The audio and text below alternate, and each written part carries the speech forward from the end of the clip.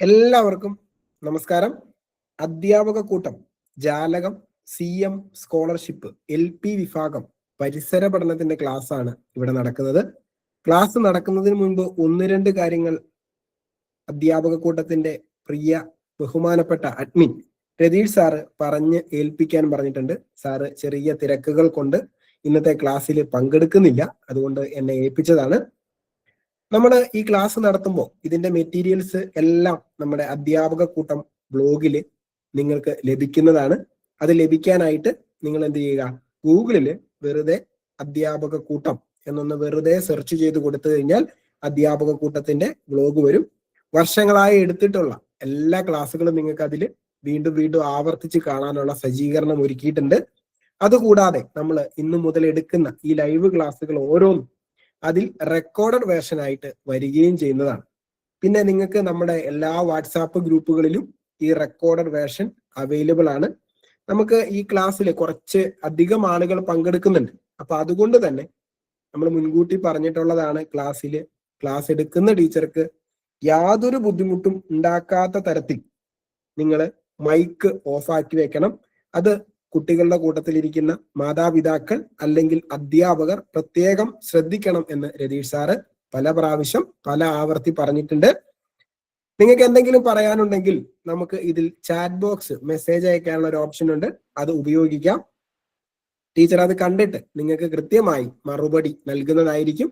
Class record ചെയ്യുന്നത് കൊണ്ട് തന്നെ നിങ്ങൾ ഒരു കാരണവശാലും മൈക്ക് ഓൺ ആക്കാതെ സൂക്ഷിക്കുക. പിന്നെ ടീച്ചർ നിങ്ങളുടെ പേരെടുത്ത് ആരുടെയെങ്കിലും പേര് വിളിച്ചിട്ട് നിങ്ങൾ മൈക്ക് ഓൺ ആക്കി ഉത്തരം പറയൂ എന്ന് പറഞ്ഞാൽ നിങ്ങൾക്ക് ധൈര്യമായിട്ടും അവർക്ക് മൈക്ക് ഓൺ ആക്കാം. അത് അവര് മാത്രമായിരിക്കണം മൈക്ക് ഓൺ ആക്കേണ്ടത്, അല്ലാതെ നിങ്ങൾ എല്ലാവരും തോന്നിവാസത്തിന് മൈക്ക് ഓൺ ആക്കരുത്. പിന്നെ നമുക്ക് ഈ പറയുന്ന പോലെ ഇതിൽ കുറെ ഇമോജീസ് ഒക്കെ ഉണ്ട്, അതൊന്നും നിങ്ങൾ എടുത്തിട്ട് കളിക്കേണ്ട കാര്യമില്ല. വെറുതെ അപ്ഡേറ്റഡ് വെർഷൻ ആയതുകൊണ്ട് അതിൽ വന്നിരിക്കുന്നു എന്ന് മാത്രമേ ഉള്ളൂ. അതെല്ലാം നിങ്ങൾ ശ്രദ്ധിക്കുക, കാരണം ക്ലാസ് എടുക്കുന്ന ടീച്ചർക്ക് അതൊക്കെ കാണുമ്പോൾ ബുദ്ധിമുട്ടുണ്ടാകും. അതിങ്ങനെ സ്ക്രീനിലൂടെ വെറുതെ ഓടിക്കൊണ്ട് നടക്കുമ്പോൾ ബുദ്ധിമുട്ടുണ്ടാവും, അതും നിങ്ങൾ ശ്രദ്ധിക്കുക. നമ്മളിവിടെ വന്നിരിക്കുന്നത് പഠിക്കാനാണ്. നിങ്ങൾ തിരഞ്ഞെടുക്കപ്പെട്ട മക്കളാണ് അല്ലെ. ഒരുപാട് കുട്ടികളിൽ നിന്നും തിരഞ്ഞെടുത്ത് അവസാനം മിടുക്കന്മാരായതുകൊണ്ട് ആണ് ഇവിടെ വന്നുപെട്ടത്. അപ്പം അതുകൊണ്ട് നിങ്ങൾ ഒരു കാരണവശാലും കിട്ടുന്ന ഈ അവസരം അത് നിങ്ങൾ നിങ്ങളുടെ പഠനത്തിനായി മാക്സിമം മുതലെടുക്കുക, അല്ലാതെ നിങ്ങൾ നമ്മളെ മുതലെടുക്കാൻ ശ്രമിക്കരുത്. മൈക്ക് ഓൺ ആക്കിയാൽ നമ്മൾ നിങ്ങളെ എന്തു ചെയ്യും, അപ്പൊ തന്നെ റിമൂവ് ചെയ്യും. പിന്നെ നിങ്ങൾക്ക് ലൈവ് ക്ലാസ്സിൽ തുടരാനുള്ള അനുമതി ഉണ്ടായിരിക്കില്ല എന്ന് അറിയിക്കുന്നു. നമ്മുടെ ഇന്നത്തെ ക്ലാസ് നയിക്കുന്നത് ലക്ഷ്മി പ്രസാദ് ടീച്ചറാണ്. Government LP school Naduvakkad Nilambur ഉള്ള ടീച്ചറാണ്. ടീച്ചർ പരിസര പഠനത്തില് വളരെ പ്രഗത്ഭയാണ്. അപ്പോ ടീച്ചറിനെ ഒത്തിരി ആദരവോടുകൂടി നമ്മുടെ ഈ പറയുന്ന അധ്യാപക കൂട്ടത്തിന്റെ ഈ ക്ലാസ് നയിക്കാനായിട്ട് ബഹുമാനപ്പെട്ട അഡ്മിൻ രതീഷ് സാറിന്റെ പേരിൽ സ്വാഗതം ചെയ്തു. ഓക്കെ സാർ, റെഡിയാണ്. ബഹുമാനപ്പെട്ട അധ്യാപക കൂട്ടം അഡ്മിൻ രതീഷ് സാർ, വിദ്യാവീഥി പ്രതിനിധി രാജേഷ് സാർ, വിനോദ് സാർ, പ്രിയപ്പെട്ട രക്ഷകർത്താക്കളെ, അധ്യാപകരെ, ഏറ്റവും സ്നേഹം നിറഞ്ഞ കുഞ്ഞുമക്കളെ, എല്ലാവർക്കും നമസ്കാരം. നമുക്കറിയാം, CM കിഡ് സ്കോളർഷിപ്പുമായിട്ട് ബന്ധപ്പെട്ട് ഒരു ക്ലാസ് ആണ് നിങ്ങൾക്കിന്ന് തരാൻ ഉദ്ദേശിച്ചിട്ടുള്ളത്. മാഷ് നേരത്തെ സൂചിപ്പിച്ചു, എൻ്റെ പേര് ലക്ഷ്മി. ഞാൻ മലപ്പുറം ജില്ലയില് നടുവക്കാട് സ്കൂളിലാണ് വർക്ക് ചെയ്യുന്നത്. നിലമ്പൂർ സബില് നടുവക്കാട് സ്കൂളിലാണ് വർക്ക് ചെയ്യുന്നത്. നമ്മൾ ഇന്നലെ എടുത്ത ക്ലാസ്സിൽ തന്നെ ഒരു ഇൻട്രൊഡക്ഷൻ എന്നുള്ള രീതിയിൽ എന്താണ് CM കിഡ് സ്കോളർഷിപ്പ് എന്നത് കൃത്യമായിട്ട് പറഞ്ഞിട്ടുണ്ട്. ഇന്ന് ഒന്നുകൂടെ നമ്മളിത് ആവർത്തിക്കുകയാണ്. നമുക്കറിയാം, കഴിഞ്ഞ വർഷം വരെ LSS എന്ന് പറയുന്ന ഒരു എക്സാം ആയിരുന്നു നമ്മൾ 4ാം ക്ലാസ്സിലെ കുട്ടികൾ അറ്റൻഡ് ചെയ്തിരുന്നത്, ലോവർ സെക്കൻഡറി സ്കൂൾ സ്കോളർഷിപ്പ്. ഈ വർഷം മുതലാണ് CM കിഡ് സ്കോളർഷിപ്പ് എന്നുള്ള രീതിയിൽ അതിന് കുറേ അധികം മാറ്റങ്ങൾ വരുത്തിയിട്ട് ഒരു എക്സാം എന്നുള്ള രീതിയിൽ ഈ വർഷം മുതലാണ് ഇത് CM കിഡ് സ്കോളർഷിപ്പിലേക്ക് മാറിയത്. അപ്പോൾ ആദ്യം തന്നെ നമ്മൾ അറിഞ്ഞിരിക്കേണ്ടത് എന്താണ് CM കിഡ് സ്കോളർഷിപ്പ് എന്നുള്ള കാര്യം നമ്മൾ കൃത്യമായിട്ട് മനസ്സിലാക്കുക. Chief ministers knowledge initiative development of students എന്നുള്ളതാണ് CM കിഡ് സ്കോളർഷിപ്പിന്റെ പൂർണ്ണമായിട്ടുള്ള രൂപം. അത് 4ാം ക്ലാസ്സിലെ കുട്ടികൾ കൃത്യമായിട്ട് എന്താണ് CM കിഡ് സ്കോളർഷിപ്പ് എന്നതിന്റെ പൂർണ്ണ രൂപം കൃത്യമായിട്ട് നിങ്ങൾ മനസ്സിലാക്കുക. നമ്മൾ ഈ വർഷം വന്ന മാറ്റം നിങ്ങൾക്ക് അറിയാം. First paper 50 മാർക്കിനാണ്. 2 മണിക്കൂർ സമയം കൊണ്ടാണ് ഈ 50 മണിക്കൂറുള്ള ചോദ്യങ്ങൾ കുട്ടികൾ അറ്റൻഡ് ചെയ്യേണ്ടത്. രണ്ടാമത്തെ പേപ്പർ നമുക്കറിയാം 30 മാർക്കാണ്. അതിനും 2 മണിക്കൂർ സമയമാണ് അറ്റൻഡ് ചെയ്യാനായിട്ടുള്ളത്. ഈ ഫസ്റ്റ് പേപ്പറിൽ മലയാളം 10 മാർക്ക്, ഇംഗ്ലീഷ് 10 മാർക്ക്, ഗണിതം അല്ലെങ്കിൽ മാത്സ് 10 മാർക്ക്, പരിസര പഠനം അല്ലെങ്കിൽ EVS 10 മാർക്ക്, പിന്നെ ഏറ്റവും അവസാനം വരുന്ന GK 10 മാർക്ക്. അങ്ങനെ 50 മാർക്കിന്റെ ഒബ്ജക്റ്റീവ് ടൈപ്പ് ചോദ്യങ്ങളാണ് ഫസ്റ്റ് പേപ്പറിൽ ഉണ്ടായിരിക്കുക. ഇതിന് എല്ലാത്തിനും ഓപ്ഷൻസ് ഉണ്ടാവും. ഒബ്ജക്റ്റീവ് ടൈപ്പ് എന്ന് പറയുമ്പോൾ തന്നെ എല്ലാത്തിനും ഓപ്ഷൻസ് ഉണ്ടാകും. പക്ഷേ പ്രസ്താവന ടൈപ്പ്, ഒരു സ്റ്റേറ്റ്മെന്റ് ടൈപ്പ് ചോദ്യങ്ങൾ നമുക്ക് പ്രതീക്ഷിക്കാം. അതുകൊണ്ട് തന്നെ പഠിക്കുന്ന ഓരോ കാര്യവും കൃത്യമായിട്ട് മനസ്സിലാക്കി ഡീറ്റെയിൽഡ് ആയിട്ട് പഠിച്ചു പോയാൽ മാത്രമേ ഈ പ്രസ്താവന ടൈപ്പ് ചോദ്യങ്ങൾ നമുക്ക് കൃത്യമായിട്ട് അറ്റൻഡ് ചെയ്യാൻ സാധിക്കുള്ളൂ. ഒരു കാര്യം പഠിക്കുമ്പോൾ അത് ആഴത്തിൽ ഇറങ്ങിച്ചെന്ന്, പ്രത്യേകിച്ച് പരിസര പഠനമൊക്കെ വളരെ കൃത്യമായിട്ട് നമ്മൾ ആഴത്തിൽ മനസ്സിലാക്കിയാൽ മാത്രമേ നമുക്കത് കൃത്യമായിട്ട് പ്രസ്താവന ടൈപ്പ് ചോദ്യങ്ങൾക്ക് ആൻസർ കൃത്യമായിട്ട് നമുക്ക് എഴുതാൻ സാധിക്കുകയുള്ളൂ. പിന്നെ ഇതിനകത്ത് 50 മാർക്കിന് ആദ്യമേ പറഞ്ഞു GK വരുന്നത് 10 മാർക്കിനാണ്. ഈ GK തീം അടിസ്ഥാനപ്പെടുത്തിയിട്ടുള്ള ചോദ്യങ്ങളാണ് ഓരോ വർഷവും ഉണ്ടാകുക. അതായത് ഈ വർഷം ഉള്ള തീം ആയിരിക്കില്ല അടുത്ത വർഷം ഉണ്ടാകുക. ഈ വർഷം GKയിലുള്ള തീം എന്ന് പറയുന്നത് കേരളം അടിസ്ഥാന വസ്തുതകൾ, അതുപോലെ തന്നെ നമ്മുടെ പക്ഷികളുമായിട്ട് ബന്ധപ്പെട്ട ചോദ്യങ്ങൾ, പിന്നെ ഇന്ത്യൻ സ്വാതന്ത്ര്യ സമരവുമായിട്ട് ബന്ധപ്പെട്ട ചോദ്യങ്ങൾ. അങ്ങനെ 3 തീം അടിസ്ഥാനപ്പെടുത്തിയുള്ള 6 മാർക്കിനുള്ള ചോദ്യങ്ങൾ പൊതുവിജ്ഞാനത്തിൽ ഉണ്ടായിരിക്കും. പിന്നെ വരുന്ന 4 മാർക്ക് ആനുകാലികമായിട്ട്, അതായത് കറണ്ട് അഫയേഴ്സ്, ഇപ്പോൾ പത്രങ്ങളിലൊക്കെ വരുന്ന വാർത്ത, ഈ 2025-26 വർഷങ്ങളിൽ പുതുതായിട്ട് സംഭവിക്കുന്ന അവാർഡുകൾ, മറ്റുള്ള നമ്മൾ അറിയാം സ്പോർട്സുമായിട്ട് ബന്ധപ്പെട്ട, കായികവുമായിട്ട് ബന്ധപ്പെട്ട കാര്യങ്ങളൊക്കെ നമുക്ക് ഇതിനകത്ത് 4 മാർക്കിൽ പ്രതീക്ഷിക്കാം. ഒരുവിധം ഈ ഒരു തീം അടിസ്ഥാനപ്പെടുത്തി ആയതുകൊണ്ട് GKക്ക് കുട്ടികൾക്ക് ഒരുവിധം നല്ല മാർക്ക് തന്നെ സ്കോർ ചെയ്യാൻ സാധിക്കും. കാരണം ഇവരുടെ EVSൽ പക്ഷികളുമായിട്ട് ബന്ധപ്പെട്ട കാര്യങ്ങൾ വരുന്നുണ്ട്, ഇന്ത്യൻ സ്വാതന്ത്ര്യ സമരം വരുന്നുണ്ട്, അതുപോലെ തന്നെ കേരളത്തിന്റെ അടിസ്ഥാന വസ്തുക്കൾ വരുന്നത് കൊണ്ട് കുട്ടികൾക്ക് GKക്ക് നല്ല മാർക്ക് സ്കോർ ചെയ്യാൻ സാധിക്കും. നമുക്കത് കഴിഞ്ഞ വർഷം വരെ നമുക്ക് GK എന്ന് പറയുമ്പോൾ ഇങ്ങനെ തീം അടിസ്ഥാനപ്പെടുത്തി ഉണ്ടായിരുന്നില്ല. പക്ഷേ ഈ വർഷം മുതൽ തീം അടിസ്ഥാനപ്പെടുത്തി ആയതുകൊണ്ട് നമുക്ക് നല്ല മാർക്ക് സ്കോർ ചെയ്യാൻ സാധിക്കും. ഇനി സെക്കൻഡ് പേപ്പറിലേക്ക് വരുമ്പോൾ എല്ലാം ഡിസ്ക്രിപ്റ്റീവ് ടൈപ്പ് ചോദ്യങ്ങളാണ്, അതായത് വിവരണാത്മക ചോദ്യങ്ങളാണ്. നല്ലതുപോലെ കുട്ടികൾ എഴുതാൻ പഠിച്ചിരിക്കണം. നമുക്ക് മലയാളത്തിലാണെങ്കിൽ വ്യവഹാര രൂപങ്ങൾ ഉണ്ടാകും. നമുക്ക് കത്ത് എഴുതാനും നോട്ടീസ്, പിന്നെ അതുപോലെ തന്നെ നമ്മൾ രചനാ പരിചയക്കുറിപ്പ്, ഒരു പദ്യഭാഗം തന്നിട്ട് അതിനെ ഗദ്യ രൂപത്തിലാക്കാൻ, ഇങ്ങനെയുള്ള ചോദ്യങ്ങളാണ് മലയാളത്തിൽ സാധാരണ പത്രവാർത്തയൊക്കെ ഉണ്ടാവും പ്രതീക്ഷിക്കുന്നത്. ആത്മകഥ, ജീവചരിത്രം, ദൃക്സാക്ഷി വിവരണം, ഇതുപോലെ വിവരണാത്മകമായിട്ട് നല്ലതുപോലെ എഴുതാനായിട്ട് പഠിച്ചിരിക്കുക മലയാളത്തില്. അതുപോലെ തന്നെ ഇംഗ്ലീഷിലാവുമ്പോഴും നമുക്കറിയാം ഡയറി ചോദിക്കാം, നോട്ടീസ് ചോദിക്കാം, ഇങ്ങനെയുള്ള കാര്യങ്ങളാണ്. തോട്ട്സ് ചോദിക്കാം, റിഡിൽസ്, ഇതൊക്കെ നമുക്ക് ഇംഗ്ലീഷിൽ ഉണ്ടാകും. പിന്നെ EVSൽ മിക്കവാറും ഒരു പരീക്ഷണ കുറിപ്പ്, അതല്ലെങ്കിൽ ഇന്ത്യൻ സ്റ്റേറ്റ്സ് തന്നിട്ട് അതിന്റെ ക്യാപിറ്റൽസ്, അതിനുള്ള കലാരൂപങ്ങൾ, ഇങ്ങനെയുള്ള കാര്യങ്ങൾ ചോദിക്കാം. കൃത്യമായിട്ട് പഠിച്ചു പോകുന്ന കുട്ടിക്ക് ഇതൊക്കെ മാർക്ക് സ്കോർ ചെയ്യാൻ സാധിക്കും. മാത്സിൽ 10 മാർക്കിനാണ് 2 ചോദ്യങ്ങൾ, 5 മാർക്കിന് 2 ചോദ്യങ്ങൾ ഉണ്ടാകും. അത് കൃത്യമായിട്ട്, അതായത് 5 മാർക്കിന്റെ നമുക്ക് പ്രായോഗിക തലത്തിൽ നമ്മൾ ചിന്തിച്ച് എഴുതുന്ന തരത്തിലുള്ള ചോദ്യങ്ങളാണ് മാത്സിൽ ഉണ്ടാവുക.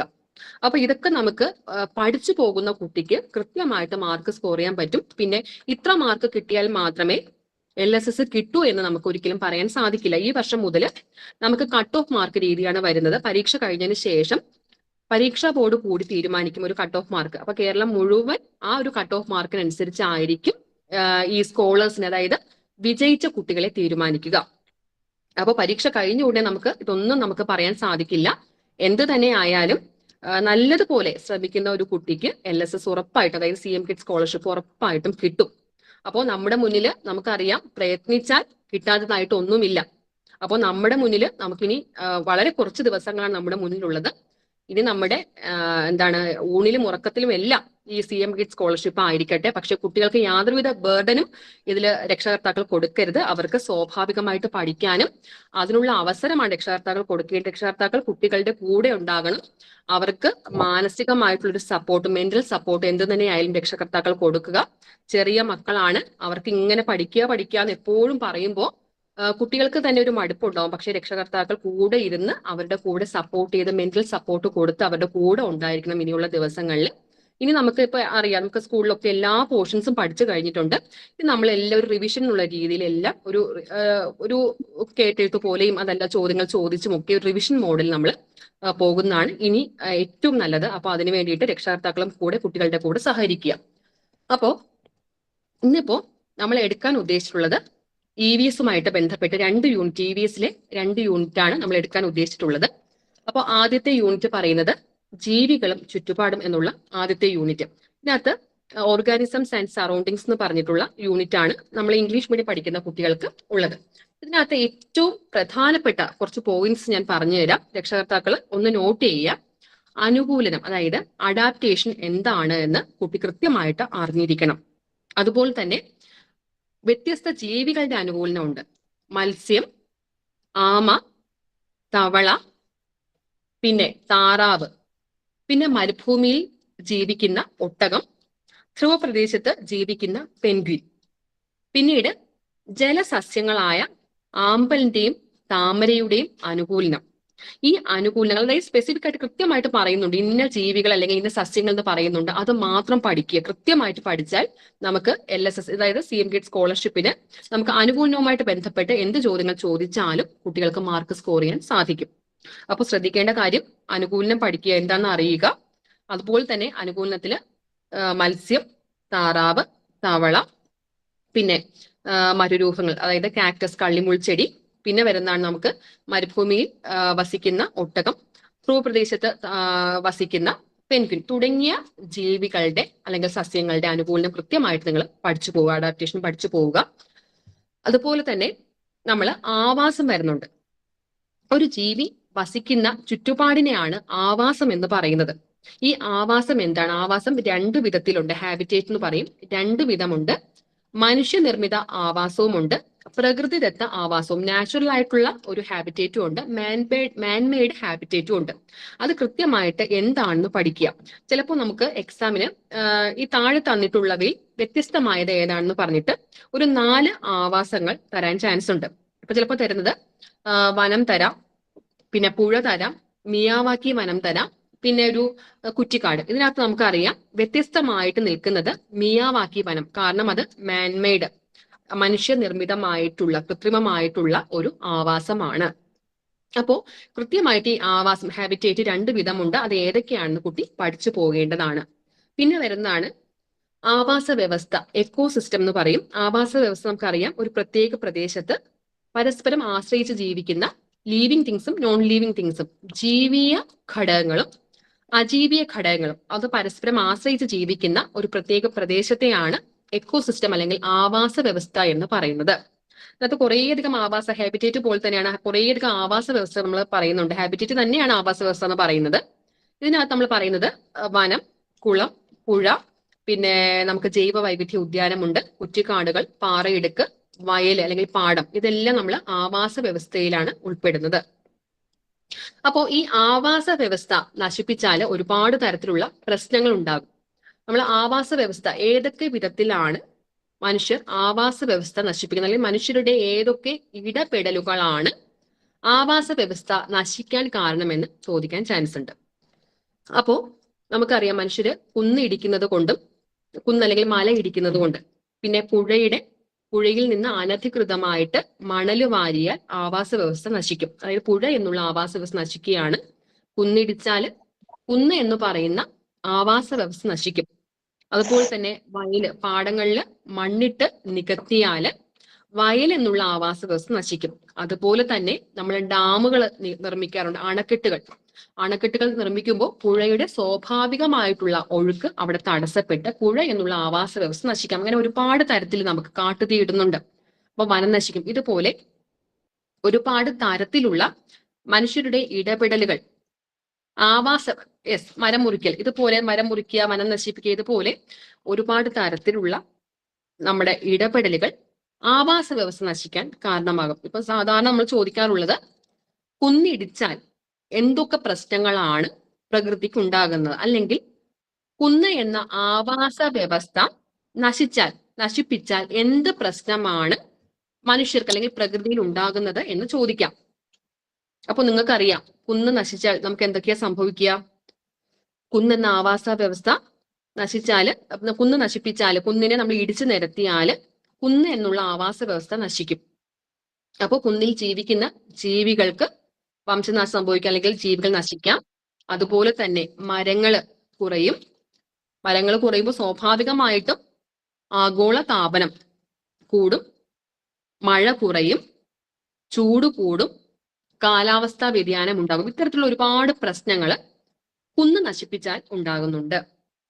അതുപോലെ തന്നെ ചില ദൗർലഭ്യം ഉണ്ടാകും. അതായത് നമുക്ക് താഴെ ഉള്ള പുഴകളിലൊക്കെ നമുക്കറിയാം, നമുക്ക് വനം വെട്ടി നശിപ്പിച്ചാൽ മഴ കുറയും, അപ്പോഴത്തേക്ക് നമുക്ക് ജല ദൗർലഭ്യം എന്തായാലും ഉണ്ടാകും. അതുപോലെ തന്നെ നമുക്ക് അറിയാമെന്നുള്ളൊരു കാര്യമാണ്, നമ്മൾ വയലുകള് മണ്ണിട്ട് നികത്തിയാൽ എന്താ സംഭവിക്കുക? അങ്ങനെ ചോദിക്കാൻ ചാൻസ് ഉണ്ട്. വയല് മണ്ണിട്ട് നികത്തിയാൽ നമുക്ക് സംഭവിക്കുന്നത് കൃഷി നശിക്കുകയാണ് ചെയ്യുന്നത്. കൃഷിക്കുള്ള നമ്മള് കാർഷിക വിളകളുടെ ഉൽപാദനം കുറയും. അത് മാത്രമല്ല, വയൽ എന്നുള്ള ആവാസ വ്യവസ്ഥ നശിക്കും. വയലിനെ ആശ്രയിച്ച് ജീവിക്കുന്ന ഒരുപാട് ജീവികളുണ്ട്. ആ ജീവികൾക്കൊക്കെ നാശം സംഭവിക്കും. പിന്നെ നമുക്കറിയാം, വയലൊക്കെ അടുത്തുണ്ടെങ്കിൽ അടുത്തുള്ള കിണറിലും ഒക്കെ നമുക്ക് വെള്ളം കൂടും. പക്ഷെ വയലില് മണ്ണിട്ട് നശിപ്പിക്കുകയാണെങ്കിൽ അടുത്തുള്ള കിണറുകളിലൊക്കെ ജലനിരപ്പ് താഴേക്ക് പോകും. അങ്ങനെ ഒരുപാട് പ്രശ്നങ്ങൾ വയല് നികത്തിയാൽ പ്രശ്നങ്ങൾ ഉണ്ടാകും. അപ്പോ ആവാസ വ്യവസ്ഥയിൽ നശിപ്പിച്ചാൽ നമ്മൾ സാധാരണ കണ്ടുവരുന്ന ചോദ്യങ്ങൾ, കുന്ന് ഇടിച്ചു നിർത്തിയാലുള്ള പ്രശ്നങ്ങൾ അത് പഠിച്ചു വെക്കുക. അതുപോലെ തന്നെ വയല് മണ്ണിട്ട് നികത്തിയാൽ എന്തൊക്കെ പ്രശ്നങ്ങൾ ഉണ്ടാവുമെന്ന് പഠിച്ചു വെക്കുക. പിന്നെ പുഴയിൽ നിന്ന് മണൽ വാരിയാൽ പുഴയുടെ സ്വാഭാവികമായിട്ട് ഒഴുക്ക് നഷ്ടപ്പെടും. അങ്ങനെയുള്ള കാര്യങ്ങൾ, പുഴ നശിക്കുകയാണ്, പുഴയെ ഡിപ്പെൻഡ് ചെയ്ത് ജീവിക്കുന്ന ഒരുപാട് ജീവികളുണ്ട്, അവരുടെ ആവാസ വ്യവസ്ഥയൊക്കെ നശിക്കും. അപ്പൊ ഒരുപാട് തരത്തിലുള്ള നമ്മൾ വനനശീകരണം ചോദിക്കാൻ ചാൻസ് ഉണ്ട്. വനനശീകരണം നമുക്കറിയാം, വനം നശിപ്പിച്ചാൽ വളരെ നമുക്ക് എളുപ്പത്തിന് പറയാൻ സാധിക്കും, മഴ കുറയും, പിന്നെ വനമെന്നുള്ള ആവാസ വ്യവസ്ഥ നശിക്കും, വനത്തെ ആശ്രയിച്ച് ജീവിക്കുന്ന ഒരുപാട് ജീവികളുണ്ട്, അവരുടെ നാശം സംഭവിക്കും, ആഗോള താപനം കൂടും, കാലാവസ്ഥാ വ്യതിയാനം സംഭവിക്കും, ഓക്സിജന്റെ അളവ് കുറയും. നമുക്കറിയാം, മരങ്ങളിൽ നിന്നാണ് മരങ്ങളും ചെടികളും ഒക്കെയാണ് നമുക്ക് ഓക്സിജൻ ലഭിക്കുന്നത്. അതിൽ നിന്നാണ് നമുക്ക് ഓക്സിജൻ കിട്ടുന്നത്. അതായത് മരങ്ങളും ചെടികളും പ്രകാശ സംശ്ലേഷണവുമായിട്ട് ബന്ധപ്പെട്ട ആ സമയത്താണ് ഓക്സിജൻ പുറത്തേക്ക് വിടുന്നത്. അപ്പോൾ മരങ്ങളും ചെടികളും ഒക്കെ നശിപ്പിക്കുകയാണെങ്കിൽ ഭൂമിയിലുള്ള ഓക്സിജന്റെ അളവ് കുറയും. അത് നമുക്ക് ജീവജാലങ്ങളെയൊക്കെ സ്വാഭാവികമായിട്ടും പ്രതികൂലമായിട്ട് ബാധിക്കും. അപ്പോൾ ഇത്തരത്തിലുള്ള പ്രശ്നങ്ങളെല്ലാം ഈ ആവാസ വ്യവസ്ഥ നശിപ്പിച്ചാൽ ഉണ്ടാകും. നമുക്കറിയാം, നമ്മൾ ഈ പ്രകൃതി എന്ന് പറയുന്നത് ഒരു സന്തുലിത അവസ്ഥയിലാണ് നമ്മൾ പോകുന്നത്. പ്രകൃതിയിലെ മനുഷ്യന്മാരും ജന്തുക്കളും സസ്യങ്ങളും എല്ലാം ഈ പ്രകൃതിയിൽ ആവശ്യമാണ്. എല്ലാവർക്കും ജീവിക്കാനുള്ള അധികാരമുണ്ട്. എല്ലാവരും ഭൂമിയുടെ അവകാശികളാണ്, അല്ലെ? അപ്പോൾ ആരുടെയും അത്യാഗ്രഹം നമുക്ക് നിറവേറ്റാൻ സാധിക്കില്ല. പക്ഷെ എല്ലാവരുടെയും ആഗ്രഹം നിറവേറ്റാനുള്ള സോഴ്സസ് ഈ ഭൂമിയിലുണ്ട്. പക്ഷെ അതിനെയൊക്കെ നമ്മൾ കൃത്യമായിട്ട് പരിപാലിച്ച് മുന്നോട്ട് പോവുകയാണെങ്കിൽ നമുക്ക് വളരെ സന്തോഷത്തോട് കൂടിയിട്ട് ഈ ഭൂമിയിൽ ജീവിക്കാൻ സാധിക്കും. അപ്പോൾ ഈ ആവാസ വ്യവസ്ഥ നശിപ്പിച്ചാൽ ഇത്രയധികം ഒരുപാട് തരത്തിലുള്ള പ്രശ്നങ്ങൾ നമുക്ക് മനുഷ്യർക്കും ജീവജാലങ്ങൾക്കൊക്കെ ബാധിക്കും. അപ്പോൾ അതിന്റെ ഭാഗമായിട്ട് ഈ കുന്നിടിച്ച് നിരത്തിയാലാണ് ഈ പ്രളയം ഉണ്ടാകുന്നത്, ഉരുൾപൊട്ടൽ ഉണ്ടാകുന്നത്. ഇത്തരത്തിലുള്ള പ്രശ്നങ്ങളും ഈ കുന്നിടിച്ച് നിരത്തിയാലുള്ള പ്രശ്നങ്ങളിൽ പെടുന്നതാണ്. നമുക്കറിയാം, 2018 കേരളത്തില് വലിയൊരു പ്രളയം ഉണ്ടായി. അതുപോലെ തന്നെ കവളപ്പാറ ദുരന്തമൊക്കെ നമ്മൾ കേട്ടിട്ടുള്ളതാണ്. അപ്പൊ അതൊക്കെ മനുഷ്യരുടെ ഇടപെടൽ കാരണമാണ് ഇത്തരത്തിലുള്ള പ്രകൃതി ദുരന്തങ്ങളൊക്കെ ഉണ്ടാകുന്നത്. അപ്പൊ അത് കൃത്യമായിട്ട് നമ്മൾ പഠിച്ചു വയ്ക്കുക. പ്രകൃതിയെ സംരക്ഷിക്കേണ്ട ഉത്തരവാദിത്വപ്പെട്ടവരാണ് നമ്മൾ ഓരോരുത്തരും എന്ന് കൃത്യമായിട്ട് കുട്ടികൾക്ക് ഉത്തമ ബോധം ഉണ്ടായിരിക്കണം. പിന്നെ മലിനീകരണവുമായിട്ട് ബന്ധപ്പെട്ട് ഇതിനകത്ത് പറയുന്നുണ്ട്. അപ്പൊ മലിനീകരണം നമുക്കറിയാം, 3 തരത്തിലുള്ള പൊല്യൂഷനാണ് ഉള്ളത്. വാട്ടർ പൊല്യൂഷൻ, ജലമലിനീകരണം, എയർ പൊല്യൂഷൻ, വായു മലിനീകരണം, പിന്നീട് സോയിൽ പൊല്യൂഷൻ, മണ്ണ് മലിനീകരണം. അങ്ങനെ 3 തരത്തിലുള്ള മലിനീകരണം കൃത്യമായിട്ട് പഠിച്ചു വെക്കുക. നമുക്കറിയാം, വായു മലിനീകരണം എങ്ങനെയൊക്കെയാണ് സംഭവിക്കുന്നത്. നമുക്ക് ഒരുപാട് വാഹനങ്ങൾ ഇന്നിപ്പം നമുക്ക് പണ്ടത്തെ പോലല്ല, ഒരുപാട് റോഡുകളിലെ നിരത്തുകളിൽ വാഹനങ്ങൾ കൂടിയിട്ടുണ്ട്.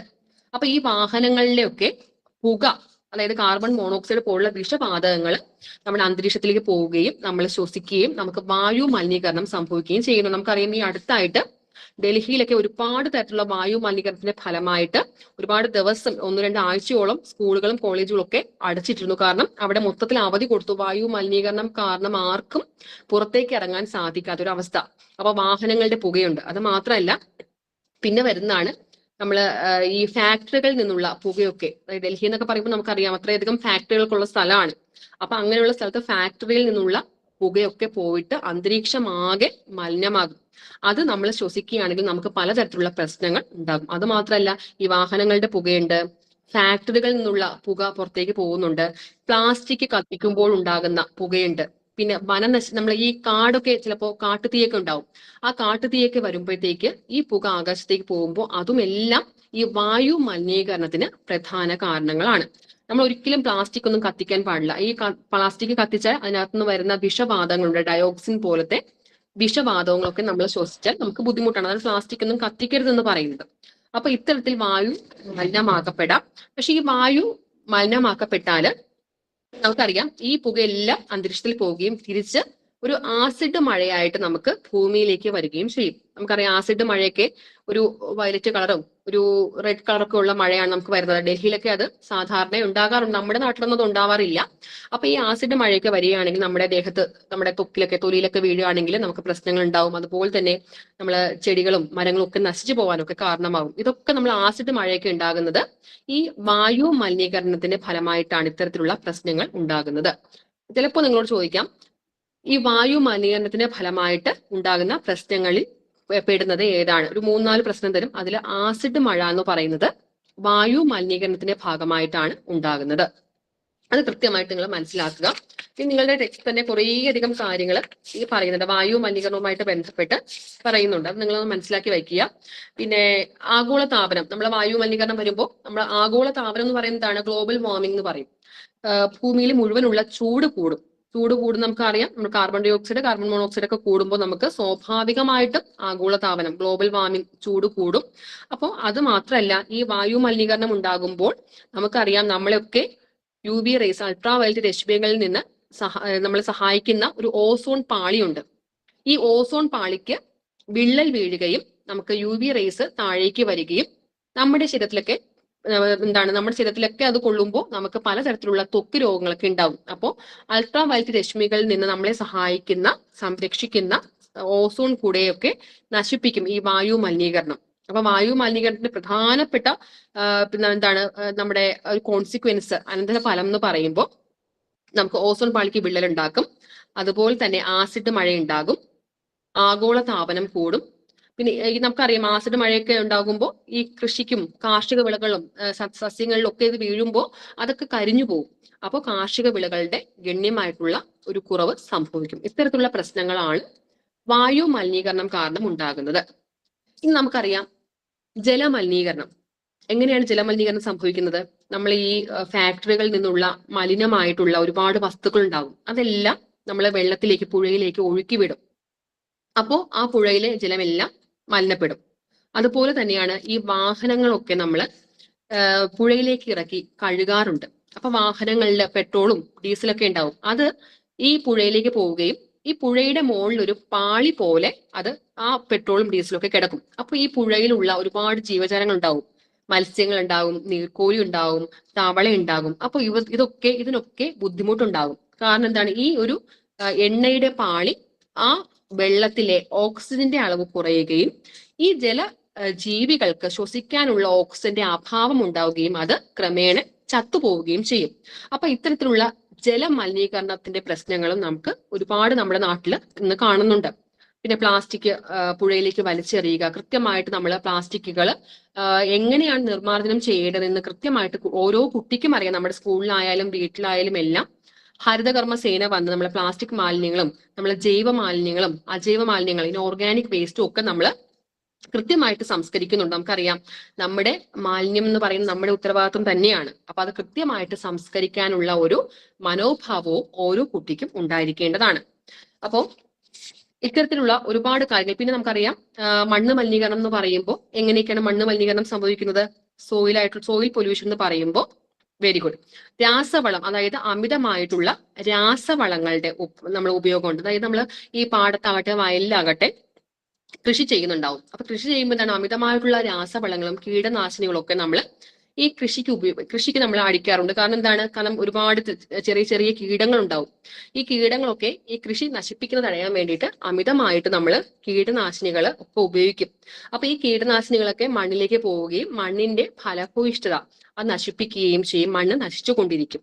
അത് മാത്രമല്ല, നമുക്കറിയാം പ്ലാസ്റ്റിക് ഒക്കെ ഉണ്ടാവും. ഈ പ്ലാസ്റ്റിക് ഒരിക്കലും മണ്ണിലേക്ക് വലിച്ചെറിയരുതെന്ന് പറയാറുണ്ട്. പക്ഷെ പലരും അത് കേൾക്കുന്നില്ല. ഈ പ്ലാസ്റ്റിക് എല്ലാം മണ്ണിലേക്ക് വലിച്ചെറിയുമ്പോൾ എന്താണ്, ഈ പ്ലാസ്റ്റിക്കിനെ സംബന്ധിച്ച് ഈ പ്ലാസ്റ്റിക് ഒന്നും ഒരിക്കലും എന്താണ് പ്ലാസ്റ്റിക് ഒന്നും മണ്ണിലേക്ക് അലിഞ്ഞു ചേരില്ല, ഡീക്കേ ചെയ്യില്ല, ഒരിക്കലും അലിഞ്ഞു ചേരില്ല, അഴുകി പോവില്ല. അപ്പൊ ഈ പ്ലാസ്റ്റിക് മണ്ണിലേക്ക് ഉണ്ടാവുകയും മണ്ണിലുള്ള ഓക്സിജന്റെ അഭാവം, അതായത് കുറവ് വരുത്തുകയും മണ്ണ് നശിപ്പിക്കുകയൊക്കെ ചെയ്യും. അപ്പോൾ നമ്മൾ അങ്ങനെയൊക്കെ നമ്മുടെ മനുഷ്യരുടെ ഇടപെടൽ കാരണമാണ് ഈ മണ്ണും മലിനപ്പെടുന്നത്. അപ്പോൾ പൊല്യൂഷൻ എന്ന് പറയുന്നത് 3 വിധമുണ്ട്. വാട്ടർ പൊല്യൂഷൻ, ജല മലിനീകരണം, സോയിൽ പൊല്യൂഷൻ, മണ്ണ് മലിനീകരണം, നമ്മൾ എയർ പൊല്യൂഷൻ, വായു മലിനീകരണം. കൃത്യമായിട്ട് ഇത് എങ്ങനെയാണ് മലിനപ്പെടുന്നതെന്ന് ഓരോ കുട്ടിയും മനസ്സിലാക്കുക. അത് മാത്രമല്ല, മലിനമായാൽ ഉണ്ടാകുന്ന അനന്തര ഫലങ്ങളെ കുറിച്ചും കൃത്യമായിട്ട് നമ്മൾ മനസ്സിലാക്കണം. ഇപ്പോൾ നമുക്ക് മണ്ണ് മലിനീകരണത്തെ കുറിച്ച് പറയുകയാണെങ്കിൽ, പണ്ടൊക്കെ നമ്മുടെ മണ്ണില് ഒരുപാട് മണ്ണിര ഉണ്ടായിരുന്നു. പക്ഷെ ഇപ്പോഴൊന്നും നമ്മുടെ മണ്ണിര വളരെ കുറവാണ്. കാരണം എന്താണ്? ഈ മണ്ണിര എന്ന് പറയുന്നത് ഒരുപാട് കീടനാശിനികളുടെയും അമിതമായിട്ടുള്ള രാസവളങ്ങളുടെയും ഉപയോഗം കാരണം ഈ മണ്ണിരയ്ക്ക് ജീവിക്കാൻ കഴിയാത്ത ഒരു അവസ്ഥയാണ്. നമുക്കറിയാം, മണ്ണിര നമ്മൾ കർഷകന്റെ മിത്രം എന്നാണ് പറയുന്നത്. അങ്ങനെ കർഷകന്റെ മിത്രം എന്ന് പറയാൻ എന്താ കാരണം എന്നറിയോ? മണ്ണിര നമ്മൾ കർഷകന്റെ മിത്രം എന്ന് പറയും. അതുപോലെ തന്നെ കർഷകന്റെ മിത്രം എന്നറിയപ്പെടുന്ന പക്ഷിയാണ് മൂങ്ങ. ഈ മണ്ണിര നമ്മൾ കർഷകന്റെ മിത്രം എന്ന് പറയാൻ കാരണം, മണ്ണിര നമുക്ക് ഒരുപാട്, അതായത് കൃഷിക്കാർക്ക്, അതായത് കൃഷിക്ക് വേണ്ടിയിട്ട് ഒരുപാട് ഉപയോഗം, നമുക്ക് ഉപകാരം ചെയ്യുന്നുണ്ട്. മണ്ണ് നന്നായിട്ട് ഇളക്കി മറിക്കും. നമുക്ക് മണ്ണിര അറിയാം, മണ്ണിര പോകുന്ന നമുക്ക് അതിന്റെ മൂവ്മെന്റ്സ് ഒക്കെ നമുക്ക് അറിയാം. കൃത്യമായിട്ട് മണ്ണിൽ ഇളക്കി മറിക്കും. അപ്പൊ മണ്ണ് ഇളക്കി മറിക്കുമ്പോൾ മണ്ണില് ഓക്സിജന്റെ അളവ് കൂടും, അതായത് ഓക്സിജൻ ലഭ്യത കൂടും, ഓക്സിജൻ നമുക്ക് കിട്ടുന്നത് കൂടും. അപ്പോഴത്തേക്ക് അത് മാത്രമല്ല, മണ്ണിലുള്ള ചെടികളുടെ വേരുകൾക്ക് ആഴത്തിലേക്ക് ഇറങ്ങി പോകാനും സഹായിക്കും. അപ്പൊ ഇത്തരത്തിൽ ഒരുപാട് കാര്യങ്ങൾ മണ്ണിൽ നമുക്ക് നമ്മുടെ കൃഷിക്ക് വേണ്ടിയിട്ട് ഉപയോഗം ചെയ്യുന്നുണ്ട്. അതുകൊണ്ടാണ് മണ്ണിരയെ കർഷകന്റെ മിത്രം എന്ന് പറയുന്നത്. നമുക്ക് വെറുതെ വിളിക്കുന്നതല്ല. മണ്ണ് ഇളക്കി മറിച്ച് മണ്ണിലെ ഓക്സിജന്റെ സാന്നിധ്യം കൂട്ടുകയും ചെടികളുടെ വേരുകൾക്ക് ആഴത്തിലേക്ക് ഇറങ്ങി പോകാനുള്ള സ്പേസ് ഉണ്ടാക്കുകയൊക്കെ ചെയ്യുന്നുണ്ട്. അപ്പൊ അതുകൊണ്ടാണ് മണ്ണിരയെ കർഷകന്റെ മിത്രം എന്ന് പറയുന്നത്. പക്ഷെ ഇന്നൊക്കെ നമ്മുടെ അമിതമായിട്ടുള്ള കീടനാശിനികളുടെയും രാസവളങ്ങളുടെയും ഒക്കെ ഉപയോഗം കാരണം മണ്ണില് ഇത്തരത്തിലുള്ള നമുക്ക് ഉപകാരപ്പെടുന്ന ഒരുപാട് ജീവജാലങ്ങൾ നശിച്ചുകൊണ്ടിരിക്കുകയാണ്. അതൊക്കെ നമ്മുടെ മനുഷ്യരുടെ ഇടപെടൽ കാരണമാണ് ഇത്തരത്തിലുള്ള പ്രശ്നങ്ങളൊക്കെ ഉണ്ടാകുന്നത്. അപ്പോൾ ഇത്രയാണ് നമ്മൾ ഈ ഒരു യൂണിറ്റ് കൃത്യമായിട്ട് മനസ്സിലാക്കേണ്ടത്. ഇപ്പൊ ഇതിനകത്ത് ഞാൻ പറഞ്ഞു, നമുക്ക് മാലിന്യ സംസ്കരണം കൃത്യമായിട്ടുണ്ട്. നിങ്ങൾക്ക് നിങ്ങളുടെ ടെക്സ്റ്റിലെ ഏറ്റവും അവസാനം ഒരു മാലിന്യം സംസ്കരിക്കേണ്ടത് എങ്ങനെയാണെന്ന് പറഞ്ഞിട്ട് ഒരു അഭിമുഖ ചോദ്യാവലി തന്നിട്ടുണ്ട്. അപ്പൊ എനിക്ക് തോന്നുന്നു ഒരുവിധം കുട്ടികൾ നിങ്ങൾ അത് ചെയ്തിട്ടുണ്ടാവും. നിങ്ങളുടെ വീട്ടുകാരുടെയും അല്ലെങ്കിൽ വീട്ടിനടുത്തുള്ള ഒരു 4-5 വീട് സന്ദർശിച്ചിട്ട് അതെങ്ങനെയാണ് കൃത്യമായിട്ട് മാലിന്യം സംസ്കരിക്കേണ്ടത് എന്ന് നിങ്ങൾ മനസ്സിലാക്കണം. അപ്പൊ നമ്മുടെ വീട്ടിലാകട്ടെ, സ്കൂളിലാകട്ടെ, പൊതുസ്ഥലങ്ങളിലാകട്ടെ, പൊതു ഓഫീസിലാകട്ടെ, നമുക്ക് 3 തരത്തിലുള്ള മാലിന്യങ്ങളുണ്ട്. ജൈവ മാലിന്യം എന്ന് പറയുന്നത് മണ്ണില് അലിഞ്ഞു ചേരുന്ന വസ്തുക്കളാണ്. നമ്മളെ ഭക്ഷ്യവസ്തുക്കൾ, അതുപോലെ തന്നെ മാംസത്തിന്റെ അവശിഷ്ടങ്ങൾ, ഇതൊക്കെ നമ്മൾ മാംസം, ഇത് പച്ചക്കറിയുടെ വേസ്റ്റ്, ഫ്രൂട്ട്സ്, ഇതെല്ലാം നമ്മൾ ജൈവ മാലിന്യങ്ങളിലാണ് നമ്മൾ പെടുന്നത്. ഓർഗാനിക് വേസ്റ്റ് എന്ന് പറയും. അജൈവ മാലിന്യങ്ങൾ എന്ന് പറയുമ്പോൾ നമുക്കറിയാം, പ്ലാസ്റ്റിക് പോലെ മണ്ണിൽ അലിഞ്ഞു ചേരാത്ത വേസ്റ്റ് മാലിന്യത്തെയാണ് നമ്മൾ അജൈവ മാലിന്യം എന്ന് പറയുന്നത്. ഇപ്പോൾ നമ്മൾ വേറെ കാണുന്നുണ്ട് ഇ വേസ്റ്റ് എന്ന് പറയും. അത് നമ്മൾ കമ്പ്യൂട്ടറിന്റെ ഇലക്ട്രോണിക് വേസ്റ്റ് ആണ് ഈ വേസ്റ്റ്. അപ്പൊ ഇത്തരത്തിലുള്ള ഒരു 3 തരത്തിലുള്ള മാലിന്യങ്ങൾ നമ്മൾ കാണുന്നുണ്ട്. കൃത്യമായിട്ട് സംസ്കരിക്കണം. ഇത് സംസ്കരിക്കാനായിട്ട് നമുക്കറിയാം, നമ്മൾ ഹരിതകർമ്മ സേനയ്ക്ക് നമ്മളെ സഹായിക്കാറുണ്ട്. അപ്പൊ കൃത്യമായിട്ടുള്ള മാലിന്യ സംസ്കരണ ബോധവും കൂടെ നമുക്ക് ഉണ്ടായിരിക്കണം. നമുക്ക് ആവാസ വ്യവസ്ഥ നശിപ്പിച്ചാൽ പ്രകൃതി ദുരന്തങ്ങൾ ഉണ്ടാകും എന്ന് നമ്മൾ കേട്ടിട്ടുണ്ട്. അപ്പൊ ആവാസ വ്യവസ്ഥകൾ നശിപ്പിച്ചാൽ നമുക്കറിയാം പ്രകൃതി ദുരന്തങ്ങൾ ഉണ്ടാകും. ഈ പ്രകൃതി ദുരന്തങ്ങളുമായിട്ട് ബന്ധപ്പെട്ട് നമുക്ക് ഒരു മുന്നറിയിപ്പ് തരുന്നതിനുള്ള സംവിധാനമുണ്ട്. അപ്പോൾ നമുക്ക് സാധാരണയായിട്ട് 2018 ശേഷം, പ്രളയത്തിന് ശേഷമാണ് നമ്മൾ കൂടുതലും ഒരു പ്രകൃതി ദുരന്തവുമായിട്ട് ബന്ധപ്പെട്ട മുന്നറിയിപ്പുകളെ കുറിച്ച് നമ്മൾ കേട്ടു തുടങ്ങിയിട്ടുള്ളത്. അപ്പോൾ നമുക്കറിയാം, ഇപ്പോൾ നമുക്ക് മഴ വരുന്ന സമയത്ത് റെഡ് അലർട്ട്, ഓറഞ്ച് അലർട്ട് എന്നൊക്കെ പറഞ്ഞിട്ട് നമുക്ക് ഓരോ അലർട്ടുകൾ നമ്മൾ ശ്രദ്ധിക്കാൻ വേണ്ടിയിട്ട് ഇടാറുണ്ട്. ഇതൊക്കെ ഇങ്ങനെയുള്ള മുന്നറിയിപ്പൊക്കെ തരുമ്പോൾ നമ്മുടെ മൊബൈലിൽ ഒരു 3 മണിക്കൂർ 4 മണിക്കൂർ മുന്നേക്ക് നമ്മുടെ മൊബൈലിൽ ടെക്സ്റ്റ് മെസ്സേജ് ആയിട്ട് മെസ്സേജസ് വരും.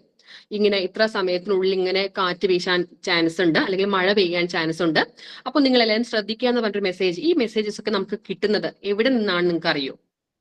നമ്മുടെ ദേശീയ ദുരന്ത നിവാരണ അതോറിറ്റിയാണ് ഇത്തരത്തിലുള്ള പ്രകൃതി ദുരന്തങ്ങൾ ഉണ്ടാകുന്നതിന് മുൻപേ നമുക്ക് മുന്നറിയിപ്പുകൾ തരുന്നത്. ഈ മുന്നറിയിപ്പുകൾ തരുമ്പോൾ നമുക്ക് കൃത്യമായിട്ട് അത് മനസ്സിലാക്കാനും അതിൽ നിന്ന് രക്ഷപ്പെടാനായിട്ട് നമുക്ക് സമയം കിട്ടുകയും മാറി താമസിക്കുവാനും മാറി നിൽക്കാനും ഒക്കെയുള്ള അവസരം ഉണ്ടാകും. അപ്പോൾ ഇത്തരത്തിലുള്ള പ്രകൃതി ദുരന്തങ്ങൾ ഉണ്ടാകുമ്പോൾ മുന്നറിയിപ്പ് തരുന്ന ഒരു അതോറിറ്റിയാണ് ദേശീയ ദുരന്ത നിവാരണ അതോറിറ്റി എന്ന് പറയുന്നത്. അതിന് ദേശീയ ദുരന്ത നിവാരണ അതോറിറ്റിയുടെ കവചം എന്ന് പറയുന്ന ഒരു സംഭവമുണ്ട്. കവചം, അത് നിങ്ങളൊന്ന് ജസ്റ്റ് നോട്ട് ചെയ്യുക. നമുക്ക് ദുരന്തങ്ങൾ ഉണ്ടാകുമ്പോൾ മുന്നറിയിപ്പ് നൽകുന്ന ദേശീയ ദുരന്ത നിവാരണ അതോറിറ്റിയുടെ ഒരു പ്രത്യേക ഒരു സംവിധാനമാണ് കവചം എന്ന് പറയുന്നത്. ഈ നമുക്കറിയാം, കവചം എന്ന് പറയുമ്പോൾ അത് ഓരോ ജില്ലയിലും നമുക്ക് സൈറൺ മുഴങ്ങാണ് ചെയ്യുന്നത്. ഓരോ ജില്ലയിലും നിർദ്ദിഷ്ട സ്ഥലങ്ങൾ ഉണ്ടാവും. ആ സ്ഥലങ്ങളിൽ ഒരു പ്രത്യേക പ്രശ്നങ്ങൾ ഉണ്ട് എങ്കിൽ പ്രകൃതി ദുരന്തം ഉണ്ടാകുന്നതിന് മുൻപേ ഒരു സൈറൺ മുഴങ്ങുകയും ജനങ്ങൾക്ക് അവിടെ നിന്ന് ആളപായമില്ലാതെ മാറി താമസിക്കാനുള്ള ഒരു അവസ്ഥ ഉണ്ടാക്കുകയും ചെയ്യുന്നുണ്ട്. ഇതിനെ കവചം എന്നാണ് പറയുന്നത്. അപ്പോൾ ഇത് Kerala warnings crisis hazards management system എന്നുള്ളതാണ് കവചത്തിന്റെ ഫുൾ ഫോം. അപ്പൊ നിങ്ങൾ ഇത് ഫുൾ ഫോം പഠിക്കേണ്ട കാര്യമില്ല. കവചം എന്താണെന്ന് നിങ്ങൾ പഠിച്ചു വെക്കുക.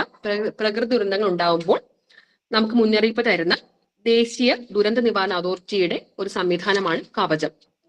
ഇത് സാധാരണ കഴിഞ്ഞ 2 വർഷത്തെ LSS മുന്നേക്ക് ഇത് ചോദിച്ചിട്ടുണ്ട്. അപ്പോൾ നിങ്ങൾ ജസ്റ്റ് ഒന്ന് കവചം എന്താണെന്ന് മനസ്സിലാക്കി വെക്കുക. നമുക്ക് പ്രകൃതി ദുരന്തങ്ങളെ കുറിച്ച് പഠിക്കാനുള്ളത് കൊണ്ട് അത് കൃത്യമായിട്ട് മനസ്സിലാക്കുക. അപ്പോൾ ഇത്രയുമാണ് ഈ യൂണിറ്റിലുള്ളത്. ഇനി ഈ യൂണിറ്റിൽ നമ്മളൊന്ന് ജസ്റ്റ് നോക്കുകയാണെങ്കിൽ നമ്മൾ അനുകൂലത്തെ കുറിച്ച് പറഞ്ഞു അല്ലെ. ഒരു ജീവിക്ക് അതിന്റെ വാസസ്ഥലത്ത് ജീവിക്കാൻ സഹായിക്കുന്ന തരത്തിലുള്ള ശരീര സവിശേഷതയാണ് നമ്മൾ അനുകൂലം എന്ന് പറയുന്നത്. ഇതിനകത്ത് മത്സ്യത്തിന്റെ അനുകൂലം എല്ലാവർക്കും അറിയാവുന്ന കാര്യമാണ്. ഇത് കൃത്യമായിട്ട് പഠിച്ചു പോവുക. പ്രസ്താവന ടൈപ്പ് ചോദ്യങ്ങളിൽ താഴെ തന്നിട്ടുള്ളവയിൽ മത്സ്യത്തിന്റെ അനുകൂലനം അല്ലാത്തത് ഏതാണെന്ന് ചോദിക്കാൻ ചാൻസ് ഉണ്ട്. അപ്പൊ കൃത്യമായിട്ട് മത്സ്യത്തിന്റെ അനുകൂലനം എന്താണെന്ന് പഠിച്ചു വെക്കുക. മത്സ്യത്തിന് 2 അറ്റവും കൂർത്ത് തോണി പോലുള്ള ഒരു ശരീര പ്രകൃതിയുണ്ട്. അത് മാത്രമല്ല വഴുവഴുപ്പുള്ള ശരീരമാണുള്ളത്. ജലത്തിൽ സഞ്ചരിക്കുന്നതിന് ദിശ മാറ്റാൻ സഹായിക്കുന്ന വാൽച്ചിറകുണ്ട്. ജലത്തിൽ ശ്വസിക്കാൻ സഹായിക്കുന്ന ഗിൽസ് അല്ലെങ്കിൽ നമ്മൾ പറയും ശകുലങ്ങൾ അല്ലെങ്കിൽ ചെകിളപ്പൂക്കൾ. കൃത്യമായി ഈ 2 വേർഡും നിങ്ങൾ പഠിച്ചു വയ്ക്കുക. കാരണം ശകുലങ്ങളാണ് പല കുട്ടികൾക്കും നമുക്കറിയാം പേപ്പർ നോക്കുമ്പോൾ കാണുന്നത് ശൽക്കങ്ങൾ എന്ന് പറഞ്ഞിട്ട് എഴുതാറുണ്ട്. ശൽക്കങ്ങളല്ല, ശകുലങ്ങൾ എന്ന് തന്നെ കുട്ടികൾ പഠിക്കുക. അത് ഒരിക്കലും മാറിപ്പോകരുത്. അപ്പോൾ ശകുലങ്ങൾ അല്ലെങ്കിൽ ചെകിളപ്പൂക്കളുണ്ട്. അപ്പൊ ഇതൊക്കെയാണ് മത്സ്യത്തിന്റെ അനുകൂലനം എന്ന് പറയുന്നത്. പിന്നെ നമ്മൾ ഇതിനകത്ത് പറയുന്നതാണ് താറാവിന്റെ അനുകൂലനം ഉണ്ട്. ഓക്കെ, താറാവിന്റെ അനുകൂലനം നമ്മൾ പറയുന്നത് നമുക്ക് താറാവിന് ഒരു എണ്ണമയമുള്ള ഒരു തൂവലാണ് താറാവിനുള്ള. അപ്പൊ ഇതിന്റെ കാരണം എന്ന് വെച്ചാൽ വെള്ളത്തിലേക്ക് ഇറങ്ങുമ്പോഴും ഒരിക്കലും ഒട്ടിപ്പോകില്ല. നമ്മൾ ചിറകുകൾ ഒട്ടിപ്പോകാതിരിക്കാൻ സഹായിക്കുന്ന ഒരു എണ്ണമയമുള്ള തൂവൽ താറാവിനുണ്ട്. പിന്നെ വരുന്നതാണ് ചർമ്മബന്ധിതമായ വെബ്ഡ് ഫീറ്റ് എന്ന് പറയും. ചർമ്മബന്ധമായ വിരലുകളുണ്ട്. അപ്പൊ അത് നമ്മുടെ പുഴയിലൊക്കെ അതായത് വെള്ളത്തിലേക്ക് ഇറങ്ങുമ്പോൾ നീന്താനായിട്ട് തുഴയാനായിട്ട് ഈ വെബ്ഡ് ഫീറ്റ് താറാവിനെ സഹായിക്കുന്നുണ്ട്. പിന്നെ തവളയുടെ അനുകൂലനം ചോദിക്കാൻ ചാൻസ് ഉണ്ട്. അപ്പൊ തവളയ്ക്കും അതുപോലെ തന്നെ വെബ്ഡ് ഫീറ്റ് ആണ്. നമ്മൾ പുഴയിലേക്ക് ഇറങ്ങാൻ ചർമ്മബന്ധിതമായിട്ട് നീന്താനായിട്ട് സഹായിക്കുന്ന വെബ്ഡ് ഫീറ്റ് ഉണ്ട്. അത് മാത്രമല്ല നമ്മള് പിന്നെ തവളയ്ക്ക് നല്ല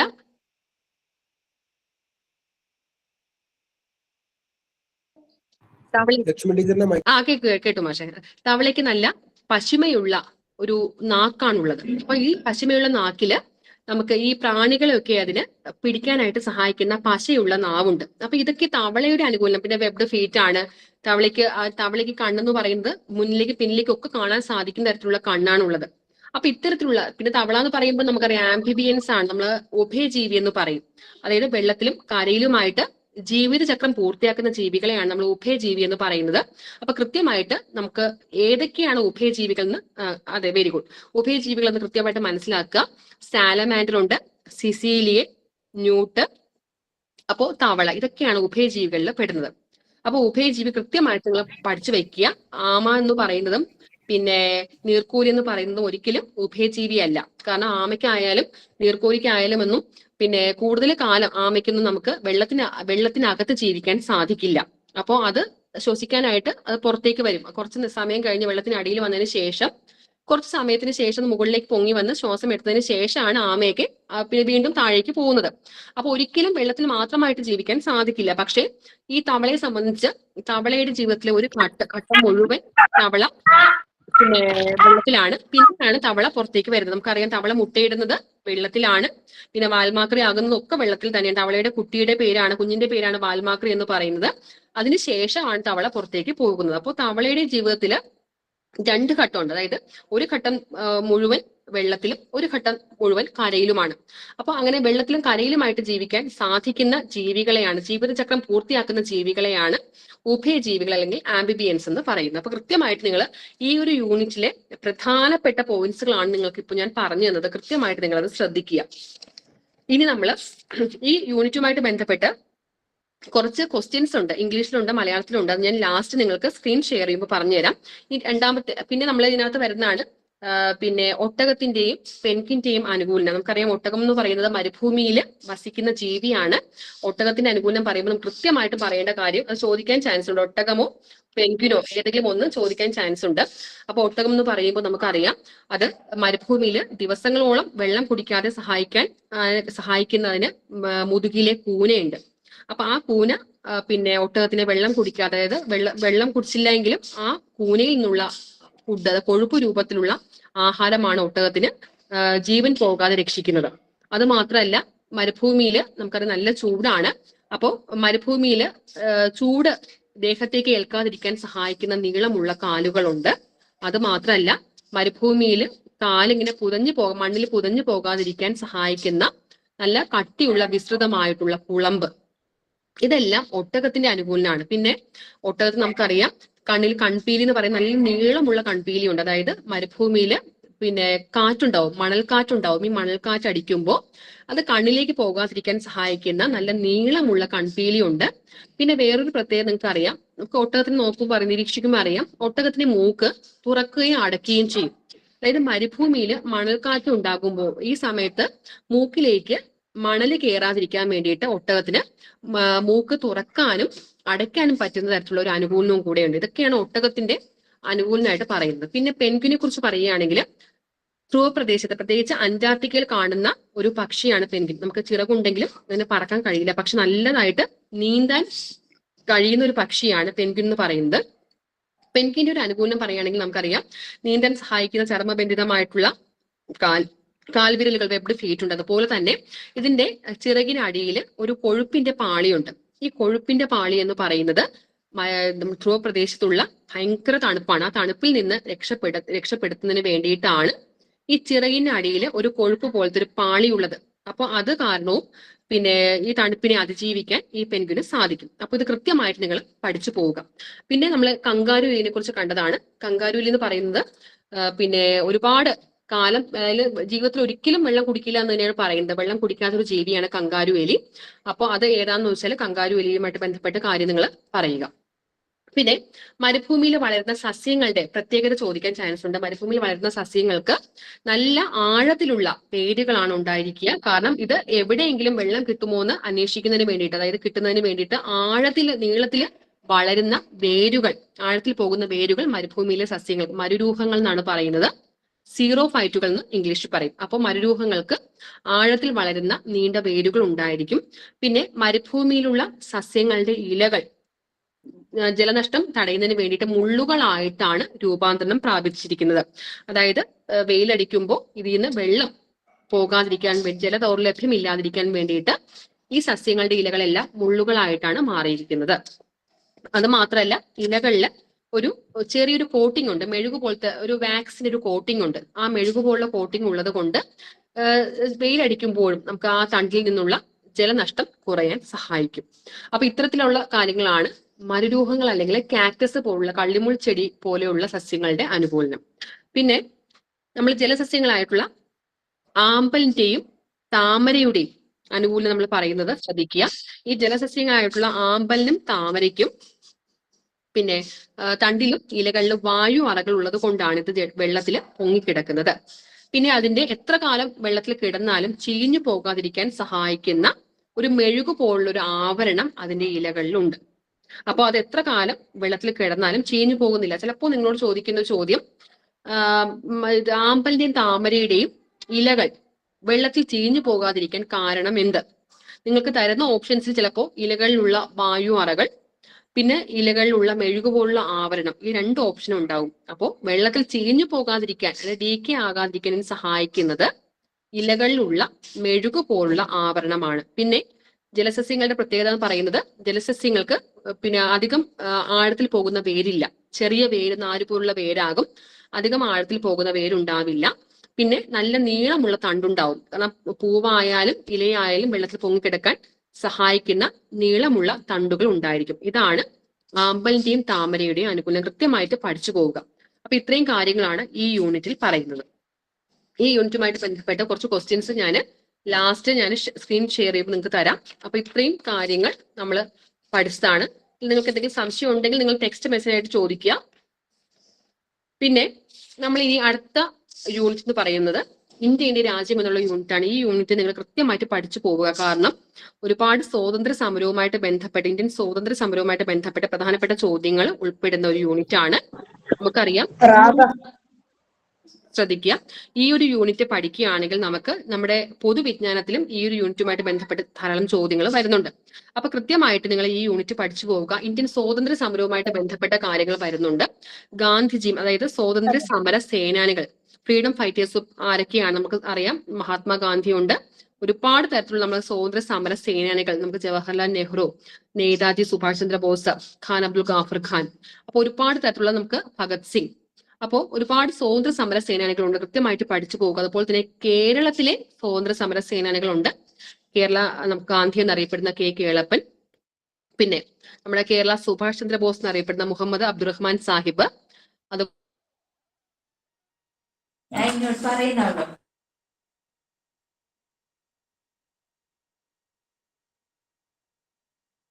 ടീച്ചറിന്റെ മൈക്ക് ഓഫ് ആണ് ടീച്ചറെ. ലക്ഷ്മി ടീച്ചറിന്റെ മൈക്ക് ഓഫ്. കേൾക്കുന്നുണ്ടോ? ഇപ്പോ 28 സംസ്ഥാനങ്ങളുണ്ട്. 28 സംസ്ഥാനങ്ങളുടെയും തലസ്ഥാനങ്ങൾ കൃത്യമായിട്ട് നിങ്ങൾ പഠിച്ചു പോവുക. അപ്പോൾ 28 സംസ്ഥാനങ്ങളും 8 കേന്ദ്രഭരണ പ്രദേശങ്ങളും ഉണ്ട്. അത് കൃത്യമായിട്ടത് നിങ്ങൾക്ക് ചോദിക്കാൻ ചാൻസ് ഉണ്ട്. അതായത് സാധാരണ നമ്മൾ കാണുന്നത് മഹാരാഷ്ട്രയുടെ തലസ്ഥാനം ചോദിക്കാം, ഉത്തർപ്രദേശ് തലസ്ഥാനം, രാജസ്ഥാൻ, ഗുജറാത്ത്, കേരളം, കർണാടക, പിന്നെ തമിഴ്നാട്, ആന്ധ്രാപ്രദേശ്, ഇതൊക്കെയാണ് നമ്മൾ സാധാരണ കണ്ടുവരുന്നത്. അതായത് ക്യാപിറ്റൽസ് ചോദിക്കുമ്പോൾ സാധാരണ കണ്ടുവരുന്നത് ഇത്രയധികം സംസ്ഥാനങ്ങൾ കാണുന്നുണ്ട്. പഞ്ചാബ്. അപ്പൊ നിങ്ങൾ പഠിക്കേണ്ടത് 28 സംസ്ഥാനങ്ങൾ കൃത്യമായിട്ട് പഠിച്ചു പോവുക. നമുക്കറിയാം, സപ്ത സഹോദരിമാർ എന്നറിയപ്പെടുന്ന നമ്മളെ നോർത്ത് ഈസ്റ്റിലുള്ള ഒരുപാട് 7 സംസ്ഥാനങ്ങളുണ്ട്. അവയൊക്കെ കുറച്ച് ബുദ്ധിമുട്ടാണ് കുട്ടികൾക്ക് പഠിക്കാന്. പക്ഷെ അത് കൃത്യമായിട്ട് പഠിച്ചു പോവുക. കാരണം 28 സംസ്ഥാനങ്ങളിൽ ഏതെങ്കിലും 1-2 മാർക്കിന് ഈ സംസ്ഥാനങ്ങളുമായിട്ട് ബന്ധപ്പെട്ട ചോദ്യങ്ങൾ ഉണ്ടാകും. അത് മാത്രമല്ല, ഒരു സംസ്ഥാനം തന്നിട്ട് ആ സംസ്ഥാനത്തിന് ചുറ്റുമുള്ള അയൽ സംസ്ഥാനങ്ങൾ ചോദിക്കാം. അപ്പോൾ ചിലപ്പോൾ നിങ്ങൾ ചോദിക്കുന്നത് രാജസ്ഥാൻ തന്നിട്ട് ഇതിൽ അയൽ സംസ്ഥാനങ്ങളിൽ പെടാത്തത് ഏത്, ഒരു 3 സംസ്ഥാനം 4 സംസ്ഥാനം തരും, അതിൽ പെടാത്ത സംസ്ഥാനം ചോദിക്കാം. അല്ലെങ്കിൽ ഇപ്പൊ ഉത്തർപ്രദേശ് തന്നിട്ട് ഉത്തർപ്രദേശിന്റെ അയൽ സംസ്ഥാനങ്ങൾ പെടുന്നത് ഏതാണ്. അപ്പൊ കൃത്യമായിട്ട് ഇന്ത്യയിൽ 28 സംസ്ഥാനങ്ങളുടെയും സ്ഥാനം കുട്ടികൾ മനസ്സിലാക്കിയിരിക്കുക. അപ്പൊ നമ്മൾ ഇന്ത്യയുടെ മേപ്പ് കൊടുക്കുമ്പോൾ നമ്മൾ കട്ടൗട്ട് കൊടുക്കുക. അപ്പൊ കുട്ടികൾക്ക് സ്വയം തന്നെ അത് ചെയ്ത് യോജിപ്പിക്കാൻ സാധിക്കും. അങ്ങനെയുള്ള പ്രവർത്തനം കൂടി നിങ്ങൾ ശ്രദ്ധിക്കുക. ഇന്ത്യയിലെ ഓരോ സംസ്ഥാനത്തിന്റെയും സ്ഥാനം കുട്ടി കൃത്യമായിട്ട് മനസ്സിലാക്കിയിരിക്കുക. സ്ഥാനം മനസ്സിലാക്കുക മാത്രമല്ല, ക്യാപിറ്റൽസ് പറയാം. സ്ഥാനം മനസ്സിലാക്കുക മാത്രമല്ല, 28 സംസ്ഥാനങ്ങളുടെയും തലസ്ഥാനം കൃത്യമായിട്ട് കുട്ടി പഠിച്ചിരിക്കുക. സാധാരണ ചോദിച്ചു കാണുന്നത് കേരളം, തമിഴ്നാട്, മഹാരാഷ്ട്ര, അതുപോലെ തന്നെ കർണാടക, ആന്ധ്രാപ്രദേശ്, ഉത്തർപ്രദേശ്, മധ്യപ്രദേശ്, പഞ്ചാബ്, രാജസ്ഥാൻ, ഗുജറാത്ത്, ഇതൊക്കെയാണ് സാധാരണ നമ്മൾ കാണുന്നത്. പക്ഷെ ഇതല്ലാതെ നോർത്ത് ഈസ്റ്റിലുള്ള കുറച്ച് സംസ്ഥാനങ്ങളുണ്ട്. അതും നിങ്ങൾ പഠിച്ചു വെക്കുക. അത് കുട്ടികൾക്ക് കുറച്ച് ബുദ്ധിമുട്ടാകും. അതുകൂടെ കുട്ടികൾ പഠിച്ചു വെക്കുക. പിന്നെ നമുക്കറിയാം, കേന്ദ്രഭരണ പ്രദേശങ്ങൾ, യൂണിയൻ ടെറിട്ടറീസ് ഉണ്ട്. യൂണിയൻ ടെറിട്ടറീസിൽ നമ്മൾ കാണുന്നത് ഏറ്റവും വലിയ കേന്ദ്രഭരണ പ്രദേശം പറയുന്നത് ലഡാക്കാണ്. നമുക്ക് ജമ്മു കാശ്മീർ എന്നുള്ള സംസ്ഥാനം വിഭജിച്ചാണ് ലഡാക്ക് എന്നുള്ള ഒരു തലസ്ഥാനം ഉണ്ടായിട്ടുള്ളത്. അത് മാത്രമല്ല, ലഡാക്കിന്റെ ക്യാപിറ്റൽ ലേ ആണ്. പിന്നെ ഏറ്റവും ചെറിയ യൂണിയൻ ടെറിട്ടറി എന്ന് പറയുന്നത് ലക്ഷദ്വീപ്. ലക്ഷദ്വീപിന്റെ തലസ്ഥാനം എന്ന് പറയുന്നത് കവരത്തി. അപ്പൊ കൃത്യമായിട്ട് പഠിച്ചു വെക്കുക. പിന്നെ ആൻഡമാൻ നിക്കോബാർ ദ്വീപിന്റെ ഒരു തലസ്ഥാനം എന്ന് പറയുന്നത് പണ്ട് പോർട്ട് ബ്ലെയർ എന്ന് അറിയപ്പെട്ടിരുന്നു. പക്ഷെ ഇപ്പോൾ ശ്രീ വിജയപുരം എന്നാണ് അറിയപ്പെടുന്നത്. അപ്പൊ കൃത്യമായിട്ട് ഇന്ത്യയുടെ ക്യാപിറ്റൽസ്, ഇന്ത്യയുടെ സ്റ്റേറ്റ്സും അതിന്റെ ക്യാപിറ്റൽസും യൂണിയൻ ടെറിട്ടറീസും അതിന്റെ ക്യാപിറ്റൽസും പഠിക്കുക. അതുമാത്രമല്ല ഓരോ സംസ്ഥാനത്തിന്റെയും കൃത്യമായിട്ടുള്ള സ്ഥാനം കൂട്ടി മനസ്സിലാക്കുക. മേപ്പ് മിക്കവാറും നമ്മൾ എക്സാമിന് മേപ്പ് കാണുന്നുണ്ട്, അല്ലെങ്കിൽ മേപ്പുമായിട്ട് ബന്ധപ്പെട്ട് സംസ്ഥാനങ്ങൾ തന്നിട്ട് ആ അയൽ സംസ്ഥാനങ്ങൾ, അല്ലെങ്കിൽ തെക്കുള്ള സംസ്ഥാനം, വടക്കുള്ള സംസ്ഥാനം, പിന്നെ കിഴക്ക്, പടിഞ്ഞാറ്, ഇതൊക്കെയുള്ള ഓരോ ഒരു ഡിറക്ഷൻ തന്നിട്ട് കൃത്യമായിട്ടുള്ള സംസ്ഥാനങ്ങൾ എഴുതാൻ പറയും. അപ്പൊ അങ്ങനെയുള്ള കാര്യങ്ങൾ അറിയണമെങ്കിൽ കുട്ടി കൃത്യമായിട്ട് മേപ്പില് ഓരോ സംസ്ഥാനത്തിന്റെയും സ്ഥാനം കൂട്ടി മനസ്സിലാക്കിയിരിക്കണം. പിന്നെ നമ്മുടെ ഇന്ത്യൻ സ്വാതന്ത്ര്യ സമരവുമായിട്ട് ബന്ധപ്പെട്ട് പറയുകയാണെങ്കിൽ പ്രവാസി ഭാരതീയ ദിനം നമുക്കറിയാം 1914 ഗാന്ധിജി ദക്ഷിണാഫ്രിക്കയിൽ നിന്ന് ഇങ്ങോട്ടേക്ക് ഇന്ത്യയിലേക്ക് പുറപ്പെട്ടത്. 15 ജനുവരി 9 ഇവിടെ എത്തുകയും ജനുവരി 9 നമ്മൾ പ്രവാസി ഭാരതീയ ദിനമായിട്ട് ആചരിക്കുന്നത്. കൃത്യമായിട്ട് പ്രവാസി ഭാരതീയ ദിനം ആചരിക്കുന്നത് എന്നാണെന്ന് പഠിച്ചിരിക്കുക. ഏത് വർഷം മുതലാണ് തുടങ്ങി? 2003 മുതലാണ് പ്രവാസി ഭാരതീയ ദിനം ആചരിക്കുന്നത്. പിന്നെ ഗാന്ധിജിയെ കുറിച്ച് കൃത്യമായിട്ട് മനസ്സിലാക്കുക. ഗാന്ധി ജനിച്ചത് ഏത് വർഷം? 1869 ഒക്ടോബർ 2 ഗാന്ധി ജയന്തി. ഒക്ടോബർ 2 നമ്മൾ ലോക അഹിംസാ ദിനമായിട്ട് ആചരിച്ചു വരുന്നുണ്ട്. ഏത് വർഷം മുതലാണ് അഹിംസാ ദിനം യുനെസ്കോ അല്ലെങ്കിൽ UN അംഗീകരിച്ച്, അതായത് UN ഏത് വർഷം മുതലാണ് അഹിംസാ ദിനം ആചരിച്ചു വരുന്നതെന്ന് ചോദിച്ച് 2007 മുതലാണ് നമ്മൾ അഹിംസാ ദിനം ആചരിച്ചു വരുന്നത്. അപ്പൊ ഇതൊക്കെ കൃത്യമായിട്ട് പഠിച്ചു പോവുക. ഗാന്ധിജിയുമായിട്ട് ബന്ധപ്പെട്ട ചോദ്യങ്ങൾ ഉണ്ടാകും. പിന്നെ ഗാന്ധിജി ഇന്ത്യയിലേക്ക് എത്തുകയും 1915 എത്തുകയും സബർമതി ആശ്രമം 1915 സ്ഥാപിക്കുകയും ചെയ്തു. അതിനുശേഷം ഗാന്ധിജിയുടെ ഇന്ത്യയിലെ ആദ്യത്തെ സത്യാഗ്രഹം എന്ന് പറയുന്നത് ചമ്പാരൻ സത്യാഗ്രഹമാണ്. ഇത് നീലം കർഷകർക്ക് വേണ്ടിയിട്ടുള്ള സമരമാണ്. ബീഹാറിലാണ് ചമ്പാരൻ സ്ഥിതി ചെയ്യുന്നത്. കൃത്യമായിട്ട് ഏത് വർഷം, ഓരോ സത്യാഗ്രഹവും ഏത് വർഷമാണ് നടന്നത്, ഏത് സംസ്ഥാനത്താണ് ഇപ്പോൾ സ്ഥിതി ചെയ്യുന്നത് എന്നുള്ള കാര്യം പഠിക്കുക. ചിലപ്പോൾ നിങ്ങൾക്ക് കാലഗണന അനുസരിച്ച്, അതായത് ആദ്യം നടന്ന സംഭവങ്ങൾ ക്രോണോളജിക്കൽ ഓർഡറിൽ എഴുതാൻ പറയും. അപ്പോൾ കൃത്യമായിട്ട് ഓരോ സത്യാഗ്രഹവും ഓരോ സമരവും നടന്നത് ഏത് വർഷമാണെന്ന് പഠിച്ചു വെക്കുക. അതിനുശേഷം ഗാന്ധിജിയുടെ നേതൃത്വത്തിൽ ഇന്ത്യയിൽ നടത്തിയ ആദ്യത്തെ ഗാന്ധിജിയുടെ നിരാഹാര സത്യാഗ്രഹമാണ് അഹമ്മദാബാദ് തുണിമിൽ സമരം എന്ന് പറയുന്നത്. അത് 1918 നടന്നത്. അഹമ്മദാബാദ് എന്ന് പറയുന്നത് ഗുജറാത്തിലെ ഒരു സ്ഥലമാണ്. അപ്പോൾ അത് പഠിച്ചു വെക്കുക. പിന്നീട് വരുന്നത് നമുക്കറിയാം 1919 ഏപ്രിൽ 13 നടന്ന ജാലിയൻ വാലാബാഗ് കൂട്ടക്കൊലയാണ്. അതിന് പഞ്ചാബിലെ അമൃത്സറിലാണ് ഈ ജാലിയൻ വാലാബാഗ് മസാക്കർ നടന്നത്. കൃത്യമായിട്ട് വർഷം പഠിച്ചു വെക്കുക. അത് മാത്രമല്ല, ഇതിന് നേതൃത്വം കൊടുത്ത ബ്രിട്ടീഷ് ഉദ്യോഗസ്ഥൻ, അതായത് വെടിവെച്ച ബ്രിട്ടീഷ് ഉദ്യോഗസ്ഥനാണ് ജനറൽ ഡയർ.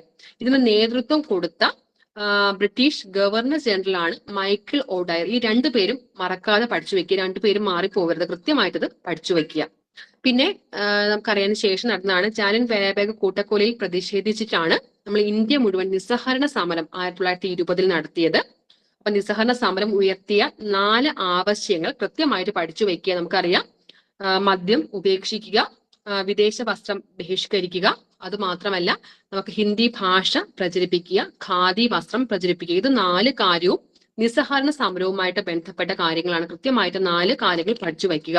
വർഷം 1920 നിസ്സഹരണ സമരം എന്ന് പറയുന്നത് പ്രത്യേക ഒരു പ്രദേശത്ത് നടന്ന സമരമല്ല, ഇന്ത്യ മുഴുവൻ ഗാന്ധിജിയുടെ നേതൃത്വത്തിൽ നടന്ന സമരമാണ് നിസ്സഹരണ സമരം. പിന്നെ നമ്മൾ പഠിക്കുകയാണെങ്കിൽ 1920-21 തന്നെ നമ്മുടെ കേരളത്തില് മലബാർ ഭാഗത്ത് മലബാർ ലഹള നടന്നു. അതായത് മലബാർ ഭാഗത്തുള്ള കർഷകരായിട്ട്, മുസ്ലിം കർഷകരായിട്ടുള്ള ആളുകളെ ബ്രിട്ടീഷർ ഉപദ്രവിച്ചതിന്റെ ഭാഗമായിട്ടാണ് മലബാർ ലഹള നടന്നത്. മലബാർ കലാപവുമായിട്ട് ബന്ധപ്പെട്ടാണ് വാഗൻ ട്രാജഡി, അതായത് വാഗൻ ദുരന്തം നടന്നു. അതിദാരുണമായിട്ടുള്ള ഇന്ത്യൻ സ്വാതന്ത്ര്യ സമരത്തിലെ ഒരു കറുത്ത അധ്യായം എന്നറിയപ്പെടുന്നത് വാഗൻ ദുരന്തം തന്നെയാണ്. അപ്പൊ നമുക്കറിയാം, ഈ നമ്മുടെ മലപ്പുറം നമുക്ക് തിരൂരിൽ നിന്ന് കോയമ്പത്തൂരിലേക്ക് പിന്നെ തടവുകാരെ കൊണ്ടുപോവുകയും വഴി മധ്യ വെച്ചിട്ട് ഒരു ബോഗിയിൽ ശ്വാസം മുട്ടി മരിക്കുകയും ചെയ്ത അതിദാരുണമായ സംഭവമാണ് വാഗൻ ട്രാജഡി. അപ്പോൾ വാഗൻ ട്രാജഡി സ്മാരകം സ്ഥിതി ചെയ്യുന്നത് മലപ്പുറം ജില്ലയിലെ തിരൂരാണ്. അപ്പോൾ ഇത്തരത്തിലുള്ള കാര്യങ്ങൾ, കേരളത്തിൽ നടന്ന കാര്യങ്ങളും കൂടെ പഠിക്കുക. അതിനുശേഷം നമ്മൾ 1922 ചൗരി ചൗര സംഭവം നടന്നത്. അപ്പോൾ നിസ്സഹരണ സമരം തുടങ്ങാൻ കാരണമായത് ജാലിയൻ വാലാബാഗ് കൂട്ടക്കൊലയാണ്. നിസ്സഹരണ സമരം പിൻവലിക്കാൻ കാരണമായ സംഭവമാണ് ചൗരി ചൗര സംഭവം. 1922 ഉത്തർപ്രദേശിലാണ് ചൗരി ചൗര സംഭവം നടന്നത്. അതായത് ഉത്തർപ്രദേശിൽ ഒരു പോലീസ് സ്റ്റേഷൻ ആക്രമിച്ച് 22 പോലീസുകാർ വെന്ത് മരിക്കുകയാണ് ചെയ്തത്. അപ്പോൾ അതിൽ സങ്കടപ്പെട്ടാണ് ഗാന്ധിജി നിസ്സഹരണ സമരം പിൻവലിച്ചത്. അപ്പൊ കൃത്യമായിട്ട് പഠിച്ചു വയ്ക്കുക. ചൗരി ചൗര സംഭവം നടന്ന വർഷം 1922 അത് ഉത്തർപ്രദേശിലാണ് ഈ സംഭവം നടന്നത്. കൃത്യമായിട്ട് സ്ഥലവും അതായത് സംസ്ഥാനവും വർഷവും പഠിച്ചു വെക്കുക. അതിനുശേഷം വരുന്ന 1930 നമ്മൾ ഉപ്പ് സത്യാഗ്രഹം കണ്ടു. ഗാന്ധിജിയുടെ നേതൃത്വത്തിലാണ് ഉപ്പ് സത്യാഗ്രഹം നടത്തിയത്. 30 നമുക്കറിയാം സബർമതി ആശ്രമത്തിൽ നിന്ന് തുടങ്ങി ദണ്ഡി കടപ്പുറം വരെ. പിന്നെ 78 ഗാന്ധിജിയുടെ കൂടെ 78 അനുയായികളും കൂടെയാണ് ഉപ്പ് സത്യാഗ്രഹത്തിൽ പങ്കെടുത്തത്. അപ്പോൾ ഉപ്പിന് അമിതമായിട്ടുള്ള നികുതി ബ്രിട്ടീഷുകാർ ഏർപ്പെടുത്തിയതിൽ പ്രതിഷേധിച്ചിട്ടാണ് ഗാന്ധിജി ഉപ്പ് സത്യാഗ്രഹം നടത്തിയത്. അപ്പോൾ ഉപ്പ് സത്യാഗ്രഹവുമായിട്ട് ബന്ധപ്പെട്ട് നമുക്കറിയാം 1930 മാർച്ച് 12 യാത്ര ആരംഭിച്ചു. 24 ദിവസം കാൽനടയായി സഞ്ചരിച്ച് 1930 ഏപ്രിൽ 5 ദണ്ഡി കടപ്പുറത്ത് എത്തുകയും ഏപ്രിൽ 6 ഉപ്പ് കുറുക്കിയെടുക്കുകയും ചെയ്തത്. അപ്പൊ ഇതുമായിട്ട് ബന്ധപ്പെട്ട് ഗാന്ധിജി പറഞ്ഞ കാര്യമാണ്, ഉപ്പ് പിടിച്ച ഈ മുഷ്ടി തകർക്കുവാൻ സാധിച്ചാലും ഈ ഉപ്പ്, ഒരു പിടി ഉപ്പ് ഞാൻ വിട്ടുകൊടുക്കില്ല എന്ന് ഗാന്ധിജി പറഞ്ഞത്. അപ്പോൾ ഇത്രയും കാര്യങ്ങൾ ഉപ്പ് സത്യാഗ്രഹവുമായിട്ട് പഠിക്കുക. 1930 ഉപ്പ് സത്യാഗ്രഹം നടന്നത്. ദണ്ഡി കടപ്പുറത്ത് വെച്ചിട്ടാണ് ഉപ്പ് കുറുക്കിയെടുത്തത്. കൃത്യമായിട്ട് കാര്യങ്ങൾ പഠിച്ചു പോവുക. അതിനുശേഷം വന്ന നമ്മുടെ സ്വാതന്ത്ര്യ സമരത്തിന്റെ ക്ലൈമാക്സ് എന്നറിയപ്പെടുന്ന സംഭവമാണ് 1942 നടന്ന ക്വിറ്റ് ഇന്ത്യ സമരം. ക്വിറ്റ് ഇന്ത്യ സമരവുമായിട്ട് ബന്ധപ്പെട്ട് മുംബൈയിലാണ് ക്വിറ്റ് ഇന്ത്യ സമരം നടന്നത്. ഗോവാലിയ ടാങ്ക് മൈതാനം, ഇന്ന് അറിയപ്പെടുന്നത് ഓഗസ്റ്റ് ക്രാന്തി മൈതാനം എന്നുള്ളതാണ്. 1942 ഓഗസ്റ്റ് 9 ക്വിറ്റ് ഇന്ത്യ സമരം. ഓഗസ്റ്റ് 9 ക്വിറ്റ് ഇന്ത്യ ദിനം. കൃത്യമായിട്ട് പഠിച്ചു പോവുക. അപ്പൊ ക്വിറ്റ് ഇന്ത്യ സമരത്തിന് നേതൃത്വം കൊടുത്ത വ്യക്തിയാണ് ഗാന്ധിജി. അതുമായിട്ട് ബന്ധപ്പെട്ട് ഗാന്ധിജി പറഞ്ഞ മുദ്രാവാക്യമാണ് പ്രവർത്തിക്കുക അല്ലെങ്കിൽ മരിക്കുക, ഡു ഓർ ഡൈ. അപ്പൊ ഇതൊക്കെ കൃത്യമായിട്ട്, അതായത് ഏതെങ്കിലും ഒരു സംഭവം തന്നിട്ട് ചിലപ്പോൾ നിങ്ങൾക്ക് വിവരണാത്മക ചോദ്യത്തിൽ ഏതെങ്കിലും ഒരു സ്വാതന്ത്ര്യ സമരം തന്നിട്ട് ഇതിനെ കുറിച്ച് കുറിപ്പ് എഴുതാൻ പറയും. അപ്പൊ കൃത്യമായിട്ട് ഉപ്പ് ആയിക്കോട്ടെ, പിന്നെ ക്വിറ്റ് ഇന്ത്യ സമരം ആയിക്കോട്ടെ, നിസ്സഹരണ സമരം ആയിക്കോട്ടെ, കൃത്യമായിട്ട് പഠിച്ചു പോവുക. പിന്നെ നമുക്ക് 1947 നമുക്ക് സ്വാതന്ത്ര്യം ലഭിച്ചു. സ്വാതന്ത്ര്യം ലഭിക്കാൻ വേണ്ടിയിട്ട് നമുക്ക് ഒരുപാട് ധീര ദേശാഭിമാനികളുടെ പ്രയത്ന ഫലമായിട്ട് നമുക്ക് സ്വാതന്ത്ര്യം കിട്ടിയതിനകത്ത് നേതാജി സുഭാഷ് ചന്ദ്ര ബോസ് ഉണ്ട്. പിന്നെ ഇന്ത്യൻ നാഷണൽ ആർമി രൂപീകരിച്ച അദ്ദേഹമാണ്. അത് മാത്രമല്ല നമ്മുടെ ക്വിറ്റ് ഇന്ത്യയുമായിട്ട് ബന്ധപ്പെട്ട് ക്വിറ്റ് ഇന്ത്യ സമര നായകൻ എന്നറിയപ്പെടുന്നത് ജയപ്രകാശ് നാരായണും, ക്വിറ്റ് ഇന്ത്യ സമര നായിക എന്നറിയപ്പെടുന്ന അരുണ ആസിഫ് അലി. കൃത്യമായിട്ട് പഠിച്ചു പോവുക. പിന്നെ നമ്മുടെ ടെക്സ്റ്റിൽ തന്നെ കുറച്ച് കാര്യങ്ങൾ നിങ്ങൾക്ക് മാച്ച് ചെയ്യാനായിട്ടുണ്ട്.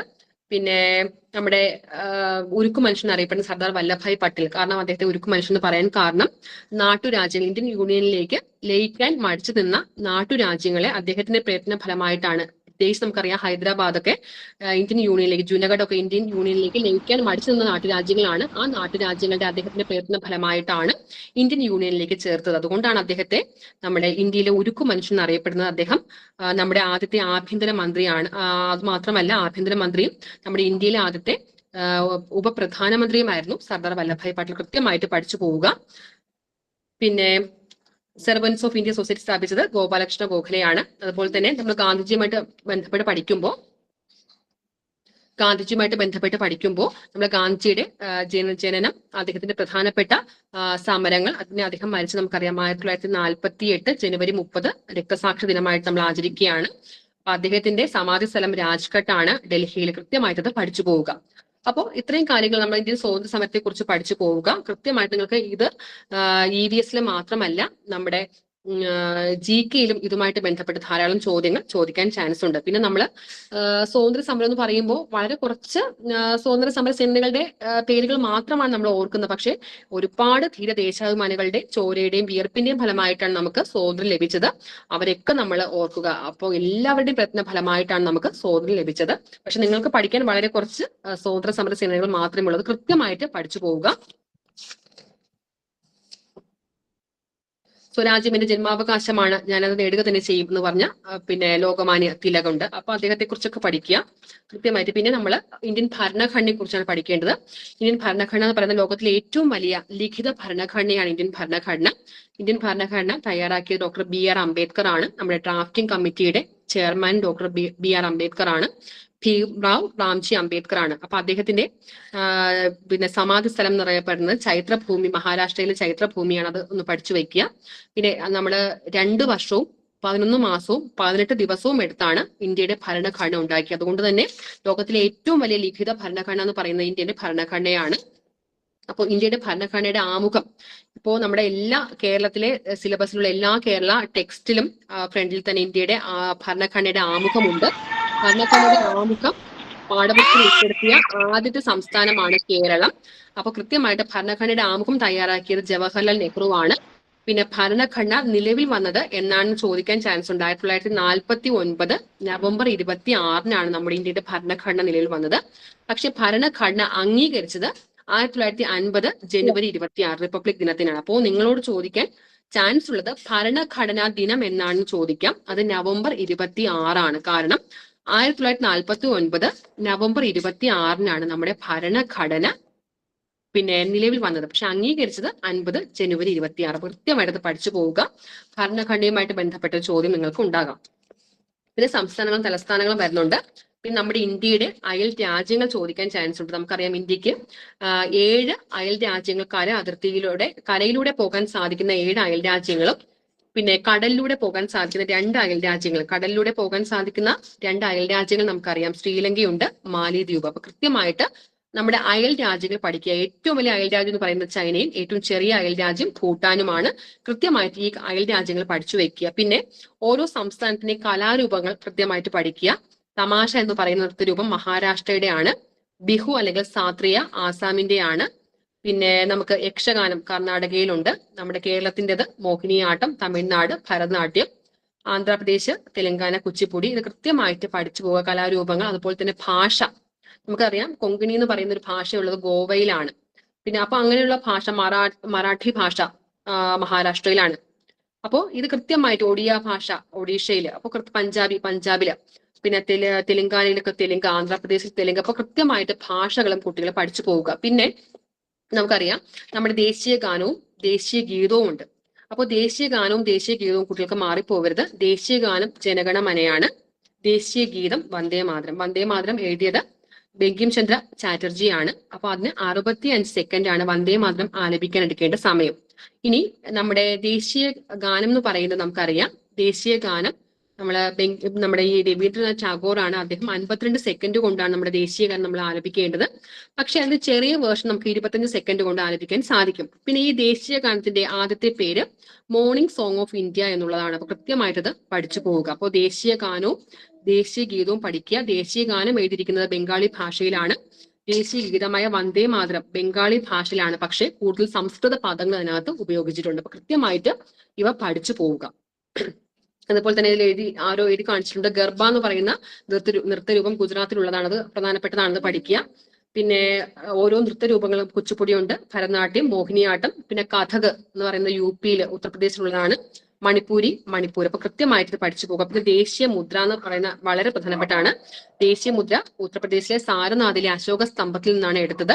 അപ്പോൾ ദേശീയ മുദ്രയിലുള്ള മൃഗങ്ങൾ ചോദിക്കാം. ആന, കുതിര, കാള, പിന്നെ ഒരു മൃഗം കൂടെ ഉണ്ടല്ലോ, ആന, സിംഹം, കുതിര, കാള. അങ്ങനെ 4 മൃഗങ്ങളാണ് നമ്മുടെ ദേശീയ മുദ്രയിലുള്ളത്. സിംഹം എന്ന് പറയുമ്പോൾ 4 സിംഹങ്ങൾ, പുറംതിരിഞ്ഞു നിൽക്കുന്ന 4 സിംഹങ്ങളാണ് ഉള്ളത്. അപ്പൊ കൃത്യമായിട്ട് ദേശീയ മുദ്രയിലുള്ള മൃഗങ്ങൾ പഠിക്കുക. ആന, സിംഹം, കുതിര, കാള. കൃത്യമായിട്ട് ഇത് പഠിച്ചു പോകുക. ചോദിക്കാൻ ചാൻസ് ഉണ്ട്. അപ്പോൾ ഇതൊക്കെയാണ് നമ്മുടെ ഈ 2ാമത്തെ യൂണിറ്റിൽ വരുന്നത്. പിന്നെ നമ്മുടെ അശോക ചക്രമാണ്. അശോക ചക്രത്തിൽ 24 ആരക്കാലുകളുണ്ട്. പിന്നെ ദേശീയ പതാകയിലെ ഓരോ നിറങ്ങളും സൂചിപ്പിക്കുന്ന കാര്യങ്ങൾ നമുക്കറിയാം. മുകൾ ഭാഗത്ത് ഉള്ള നിറം കുങ്കുമ നിറം എന്ന് തന്നെ പറഞ്ഞ, ഓറഞ്ച് എന്ന് പറയരുത്, കുങ്കുമ നിറം എന്ന് തന്നെ പറയുക. മധ്യഭാഗത്ത് വെള്ളയാണ്, അടിഭാഗത്താണ് പച്ച വരുന്നത്. കൃത്യമായിട്ട് പോവുക. കുങ്കുമ നിറം സൂചിപ്പിക്കുന്ന ത്യാഗത്തെയും ധീരതയുമാണ്.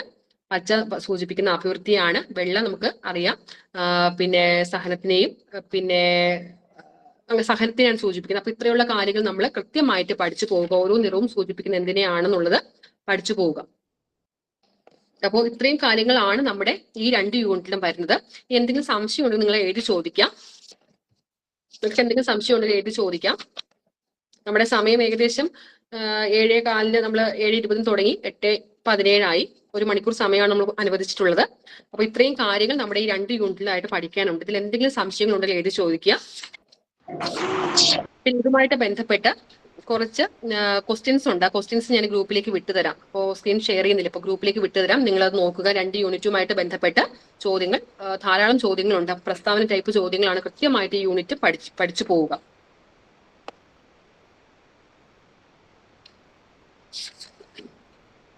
സംശയങ്ങളുണ്ടോ? PDF ഞാൻ ഗ്രൂപ്പിലേക്ക് വിട്ടുതരാം. എന്തെങ്കിലും സംശയം ഉണ്ടെങ്കിൽ എഴുതി ചോദിക്കുക. കാരണം ഏറ്റവും പ്രധാനപ്പെട്ട 2 യൂണിറ്റുകളാണ്. ഒരുപാട് നമ്മൾ ശ്രദ്ധിച്ച് പഠിക്കേണ്ട യൂണിറ്റാണ് ഈ 2 യൂണിറ്റും. കൃത്യമായിട്ട് പഠിക്കുക.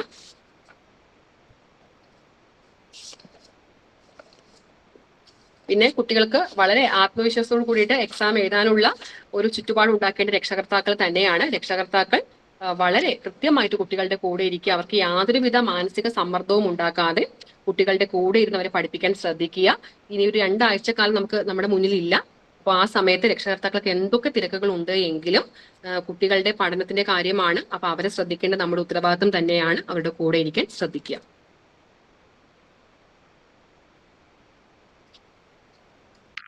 നമുക്ക് അവസാനിപ്പിക്കാമല്ലോ ടീച്ചർ. Thank you. നമുക്ക് അവസാനിപ്പിക്കാമല്ലോ. അവസാനിപ്പിക്കാമല്ലോ പക്ഷേ. നിങ്ങളൊന്ന് മൈക്ക് ഓഫ് ആക്കി. ദേശീയ ഗീതം രചിച്ചതാരേനി? ദേശീയ ഗീതം ബങ്കിം ചന്ദ്ര ചാറ്റർജിയാണ് കേട്ടോ. ദേശീയ ഗാനം നമുക്കറിയാം, രവീന്ദ്രനാഥ് ടാഗോർ. ദേശീയ ഗീതം ബങ്കിം ചന്ദ്ര ചാറ്റർജി. അദ്ദേഹം ബംഗാളി ഭാഷയാണ് എഴുതിയത്. ദേശീയ ഗീതം എത്ര സെക്കൻഡാ? 65 സെക്കൻഡാണ് ദേശീയ ഗീതം ആലപിക്കേണ്ട സമയം. 65 സെക്കൻഡ് കേട്ടോ.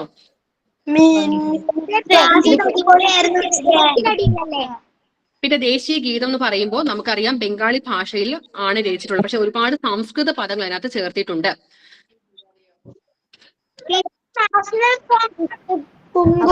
നാളെ കാണാം. ഒന്നുകൂടി പറഞ്ഞു തരുമോ? CM കിട്ടാം, ചീഫ്